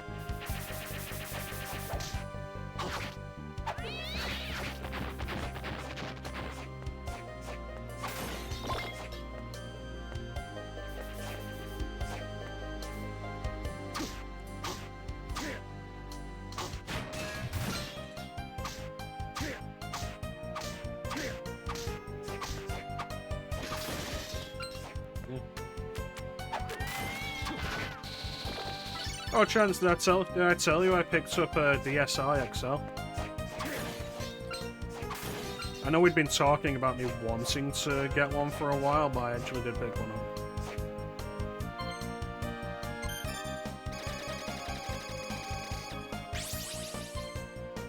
It's over there right now. Tales of the Abyss using it as a shortcut for cooking and attacks. Oh. I feel like Tekken 3D and Super Street Fighter 4 on 3DS did the same thing. There were just shortcuts you could map to the bottom screen to press to do specific attacks.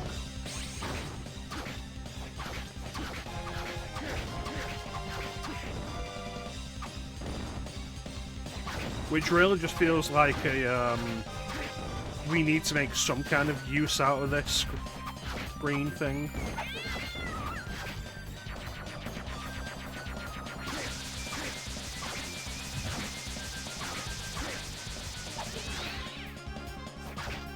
It's really nice, because I feel like for actually playing original DS games on the 3DS or the 2DS XL that I have, it's slow and blurry. Like, it takes a while to just boot into the game you're trying to play. And then when you're trying to quit, it takes a while just to turn the system off. So the DSi works better for that. This is Gurgoth Ninja.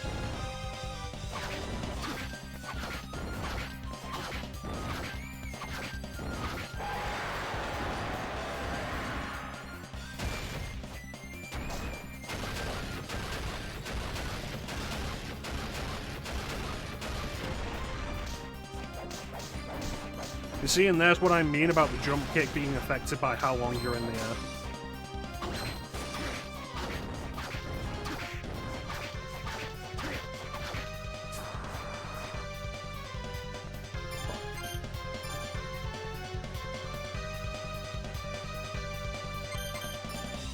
Does it explain nothing, or does it explain everything you ever wanted to know?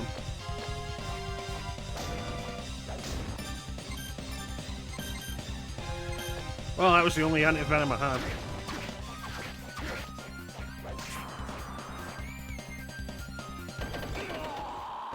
That was kind of bullshit.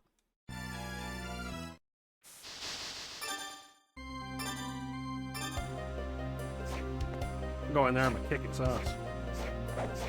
No! No!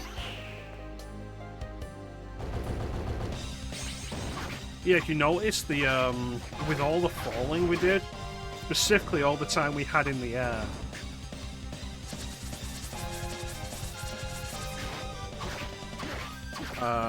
with the jump kick, it was more damage than any of our attacks had previously done.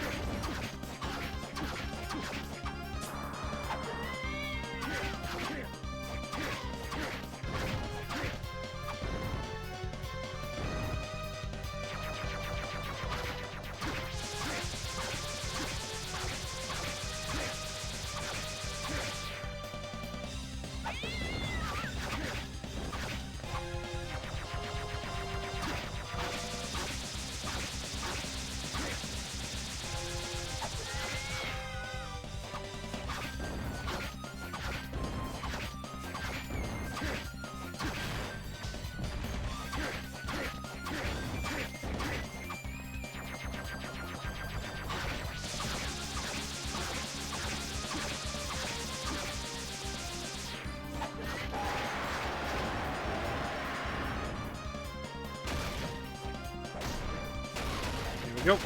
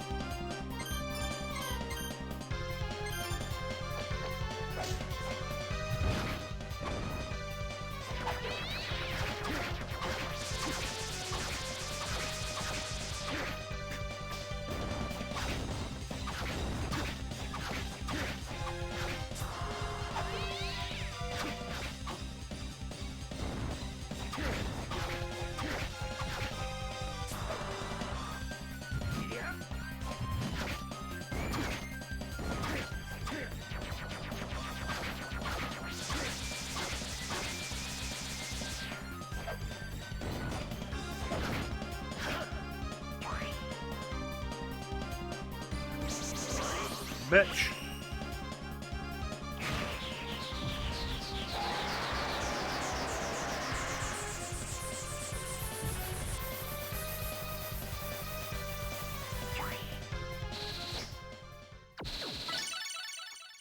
Devastating laser beam.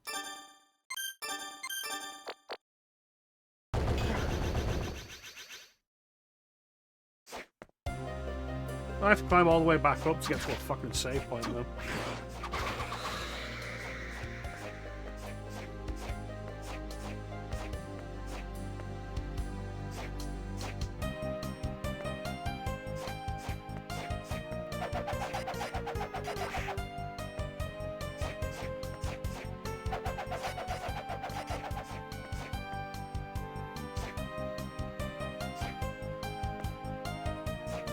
It's not a difficult fight, honestly. The gash just took me off guard the first time.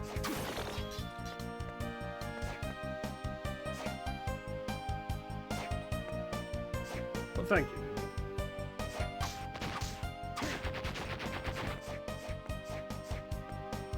you. No, I do want this soul if I can get it.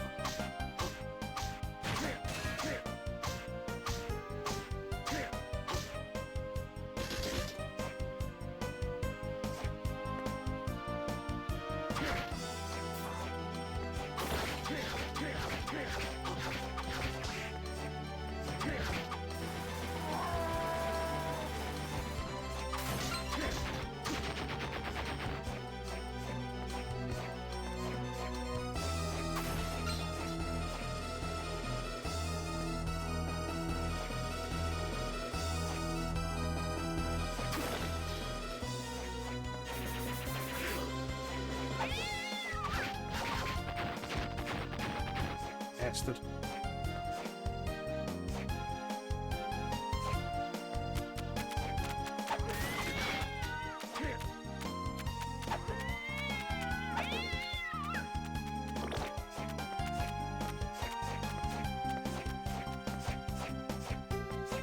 Save point, yay.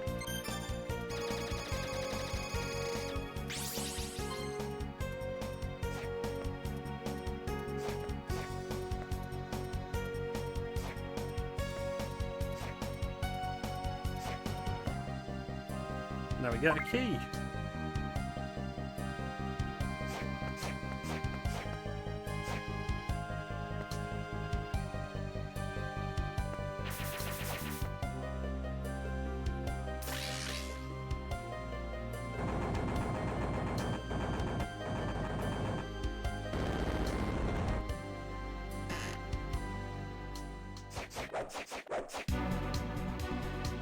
The cursed clock tower.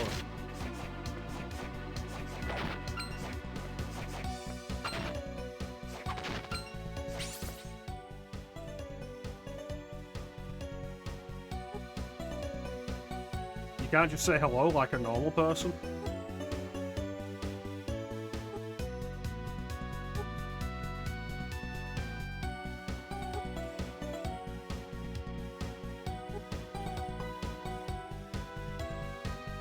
See, if we played this with the mecha-chrono portraits, we wouldn't get this ridiculous shit where they're all just shouting for some reason.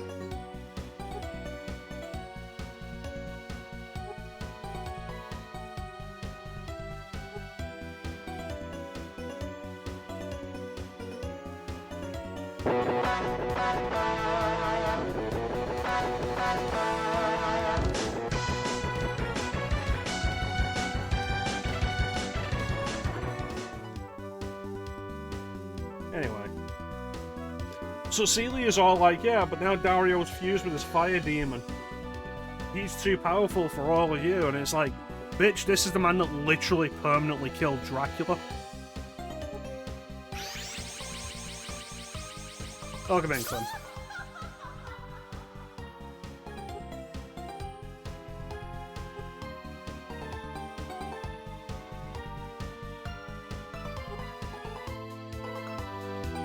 No.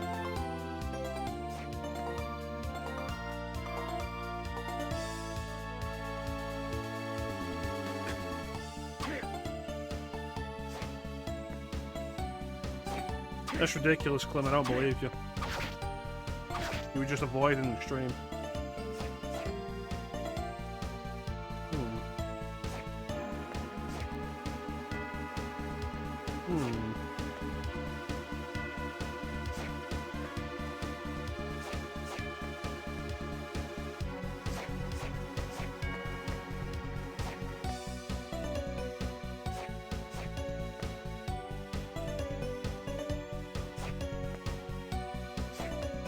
Man, the lengths you go to avoid my stream are insane.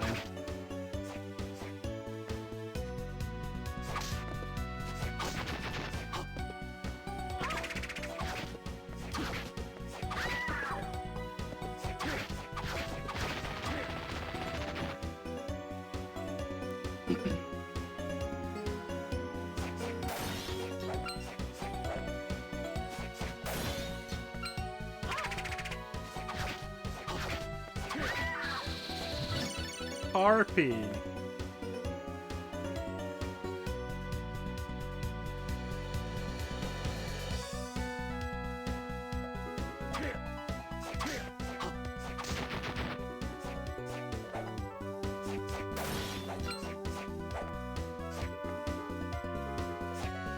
There's a point I could have gone down in that room.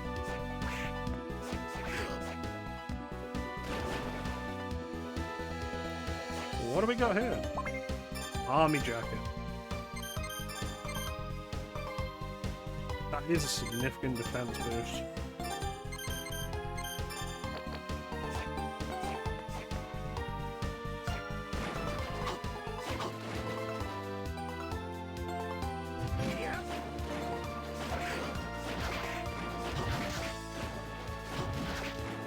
I fucking hate these imps.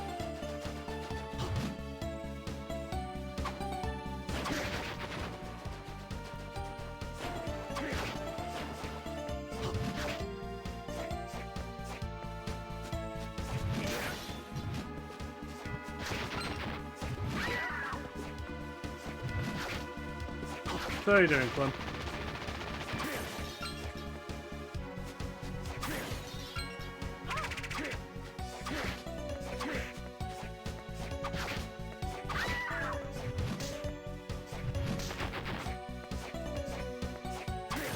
You can always go and get cookies, Ninja. Oh, it was this room. Oh, it was this room.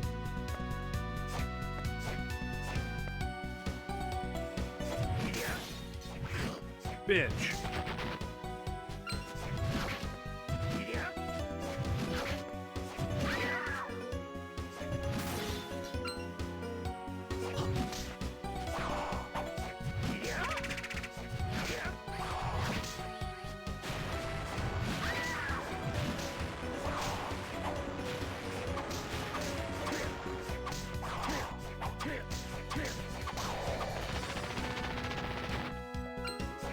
I mean, at that point, the only person in your way is yourself, Ninja, and you have to conquer yourself.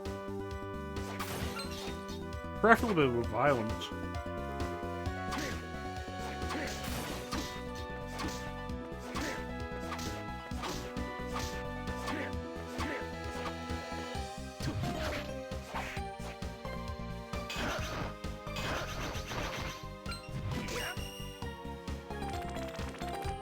That's a very good point, Ninja.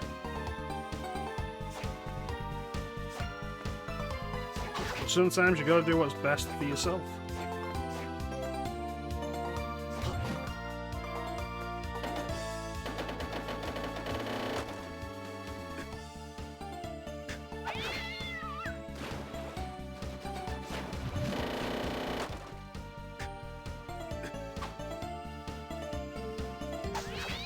Fucking Christ.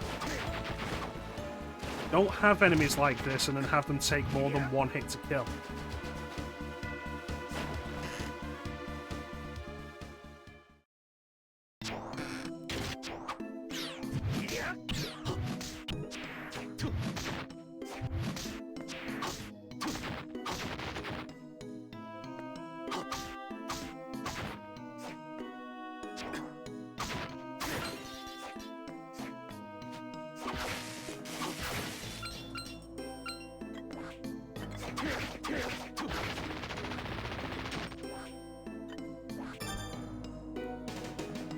Oh, thanks for the follow, Tyler Blake.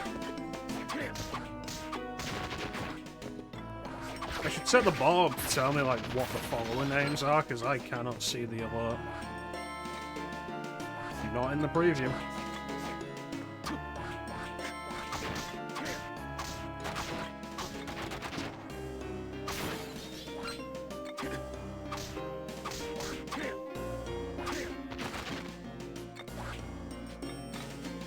The Yorick Soul is one of the most broken abilities in Harmony of Despair.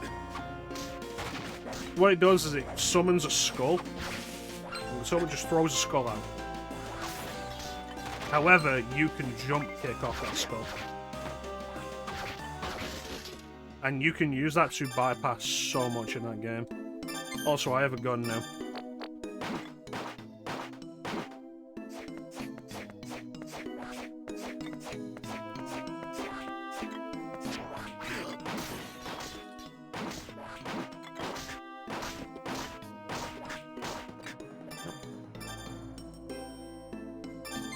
As is tradition, it is weaker than just using a sword.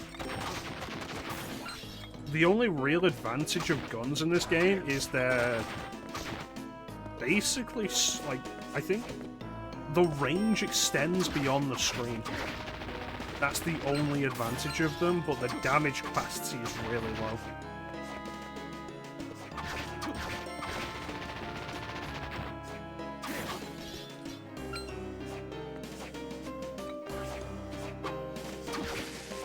There's a YouTube channel that does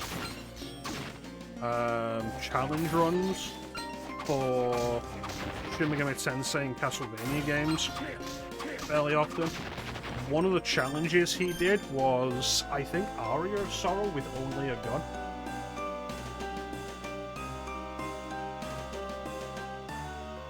Which was kind of interesting. Because guns are available in Dawn and Aria.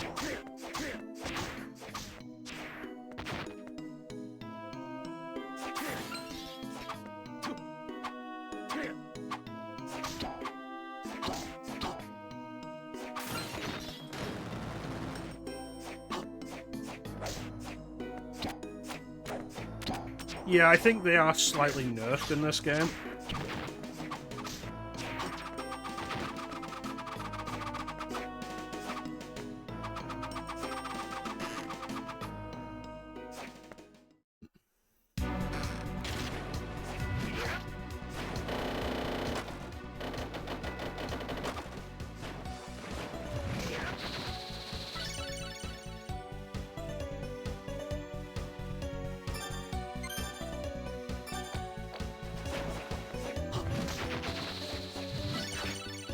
I don't want an Imp Soul, I want a Medusa Head Soul.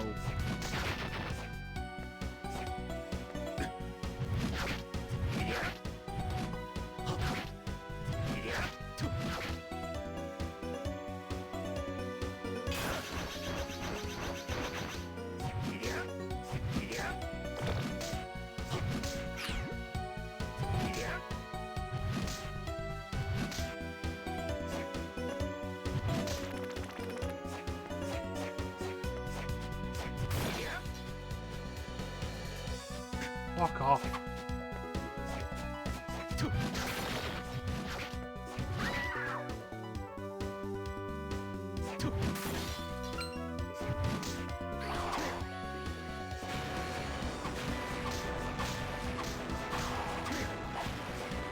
Look out, kids, it's Malachi.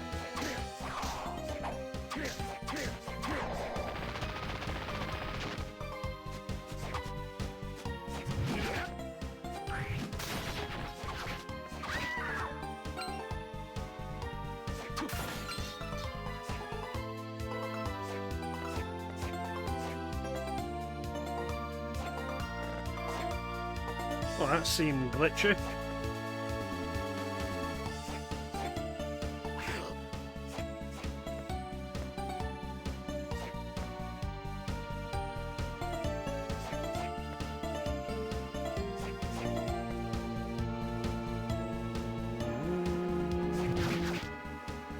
This is gonna be tight.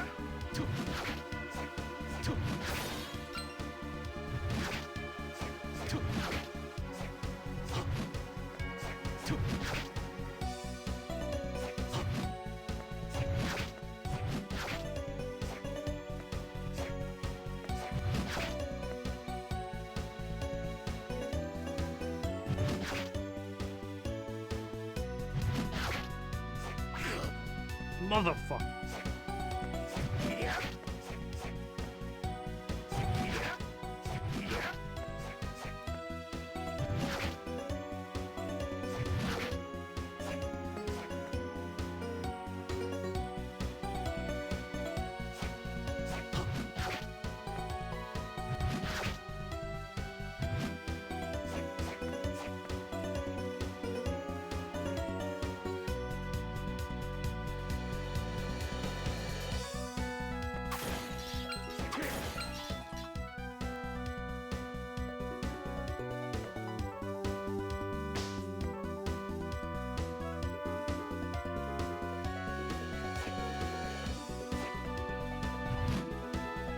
Okay, Clem, I'm a professional.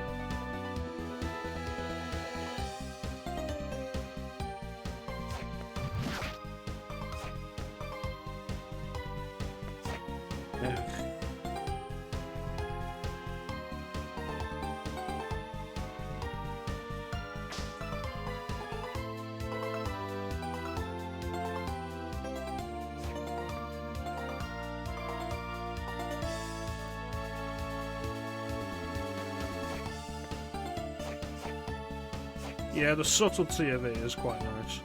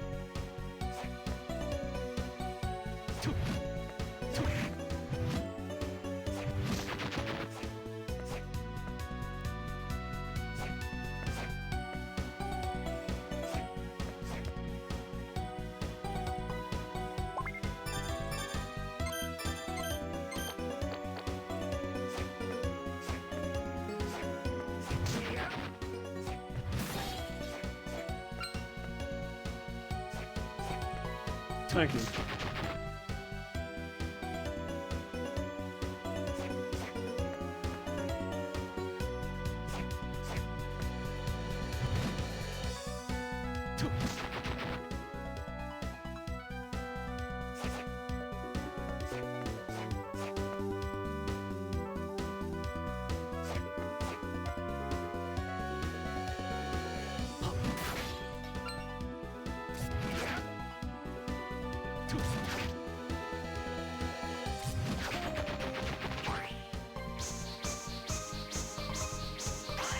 Isn't that excessive? Yes. Is it the worst one? No.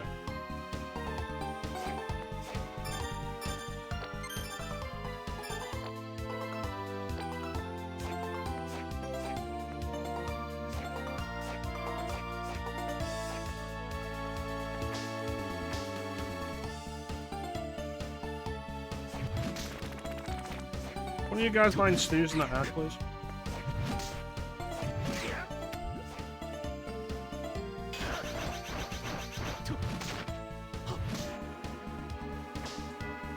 Thank you, Ninja.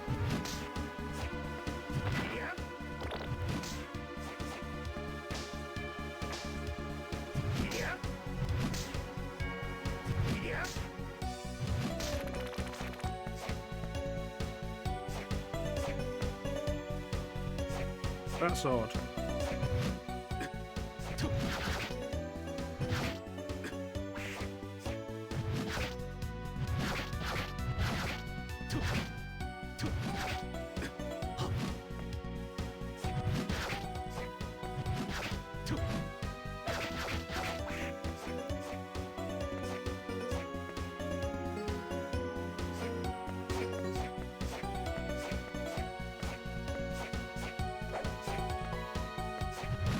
Fuck off.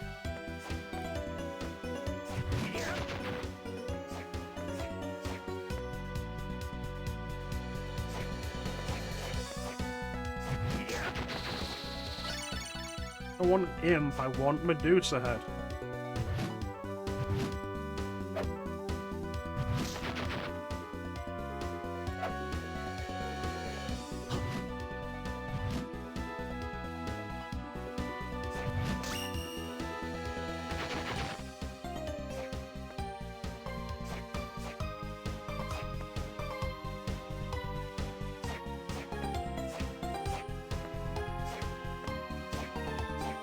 Yeah, they're awful. Oh, it's death.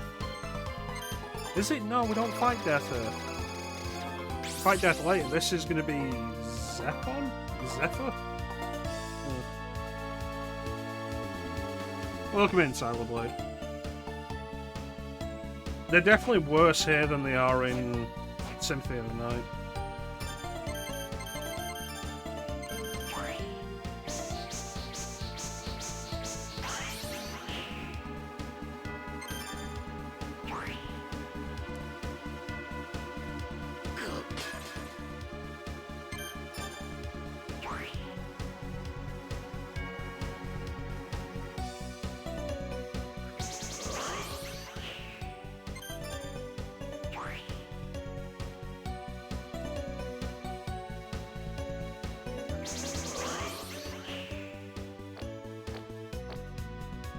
Alright, we're gonna do this boss, then we're gonna call the stream.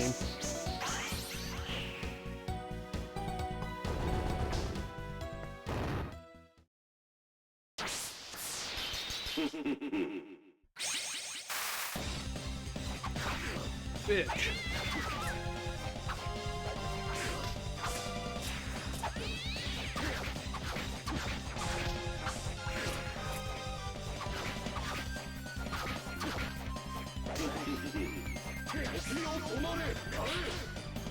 Look out, he's using Zawarado.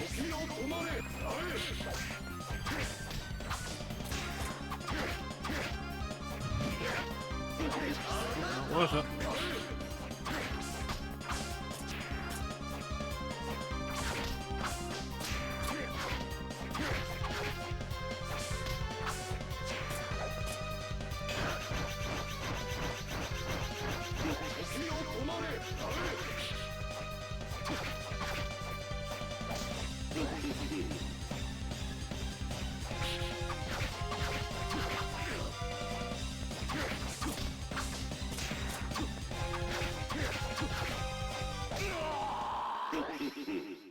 The jump kick is so unreliable for hitboxes.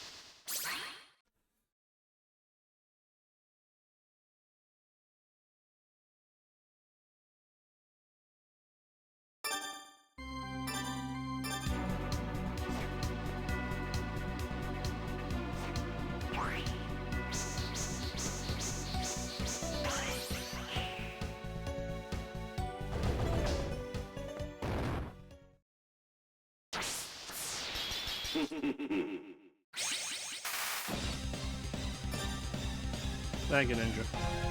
I think the worst the Medusa heads get in series is in Bloodlines when they start shooting fireballs at you as they approach.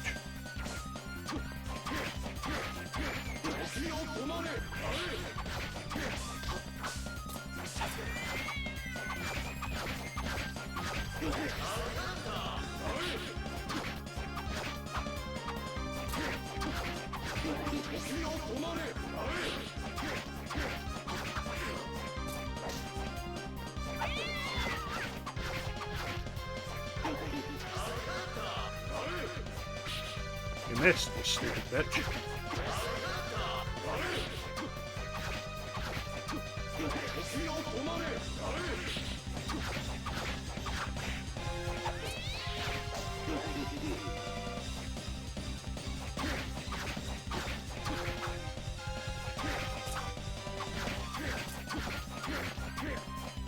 Man, I wish Death was here.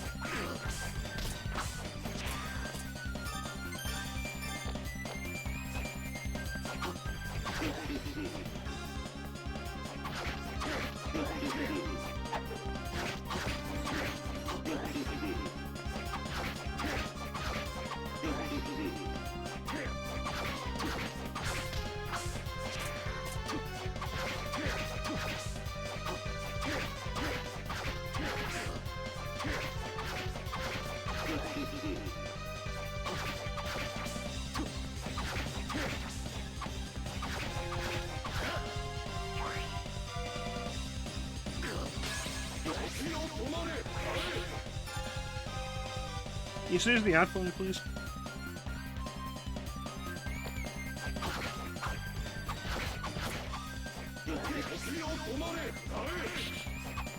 Thank you.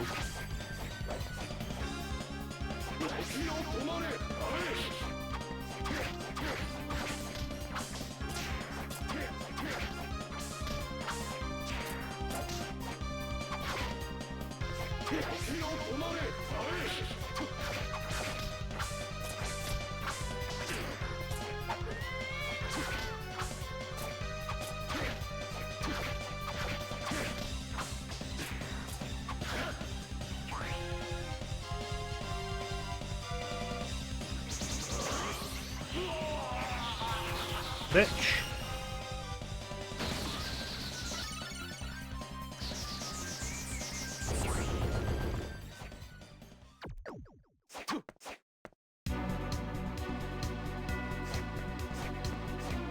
I see Death floating around out there like a dick, taunting me because he's not being fought in the clock tower today.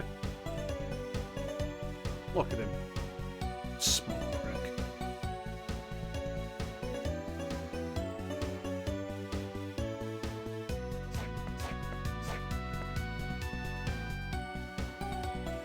I feel like it probably is worse on original hardware. Fuck off. Because at the very least, this tells you which order to go in. On original hardware, you have to remember the entire seal and draw it quick enough. And it's why the majority of ROM hacks for this game just straight up remove them.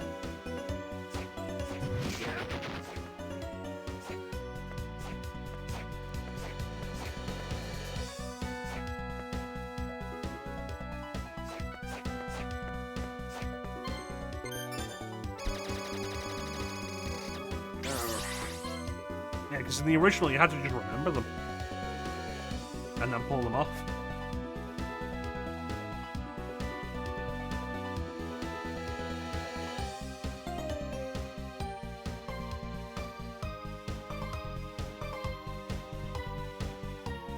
But yeah, that's gonna do it for us today. Short stream, but I'll be honest with you, I didn't want to stream. I don't want to stream today. So you've got 2.5 hours. That's reasonable enough. I hope you've enjoyed Dawn of Sorrow. We'll be back next week with more of it. Next stream probably on Wednesday. More Blood Omen 2.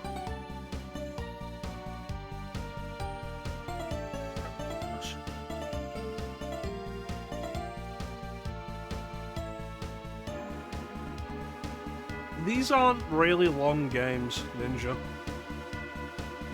As far as Metroidvanias go, the longest we'll do for Castle-Day-nia will be Bloodstained Ritual of the Night. It's uncommonly long, about 10-12 hours, which most of these games are done in about 5 to 7.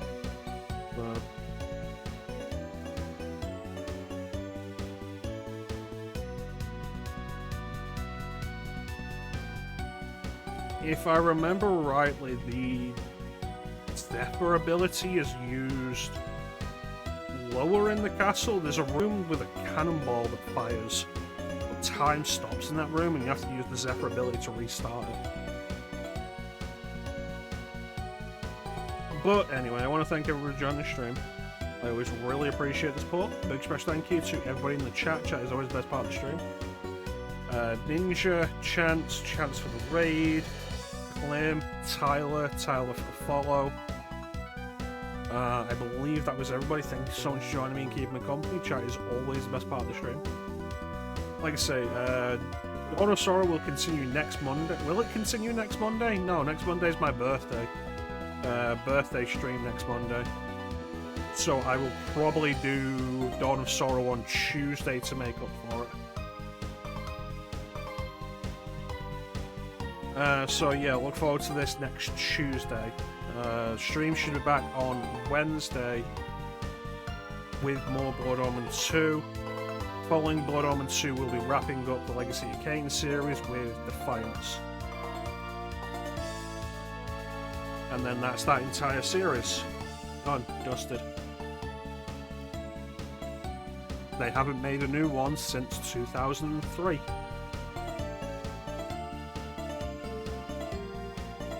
In 22 fucking years.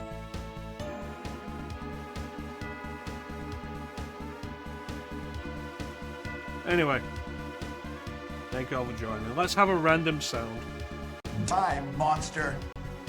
Very fitting. Let's have one more. Psycho Mantis. We already had that. Look at those monsters! Yeah, that's good. So, there's not really anything else to say except thank you all for watching me. Have yourselves a fantastic time of day. And take care. We'll catch you next time, guys. Bye.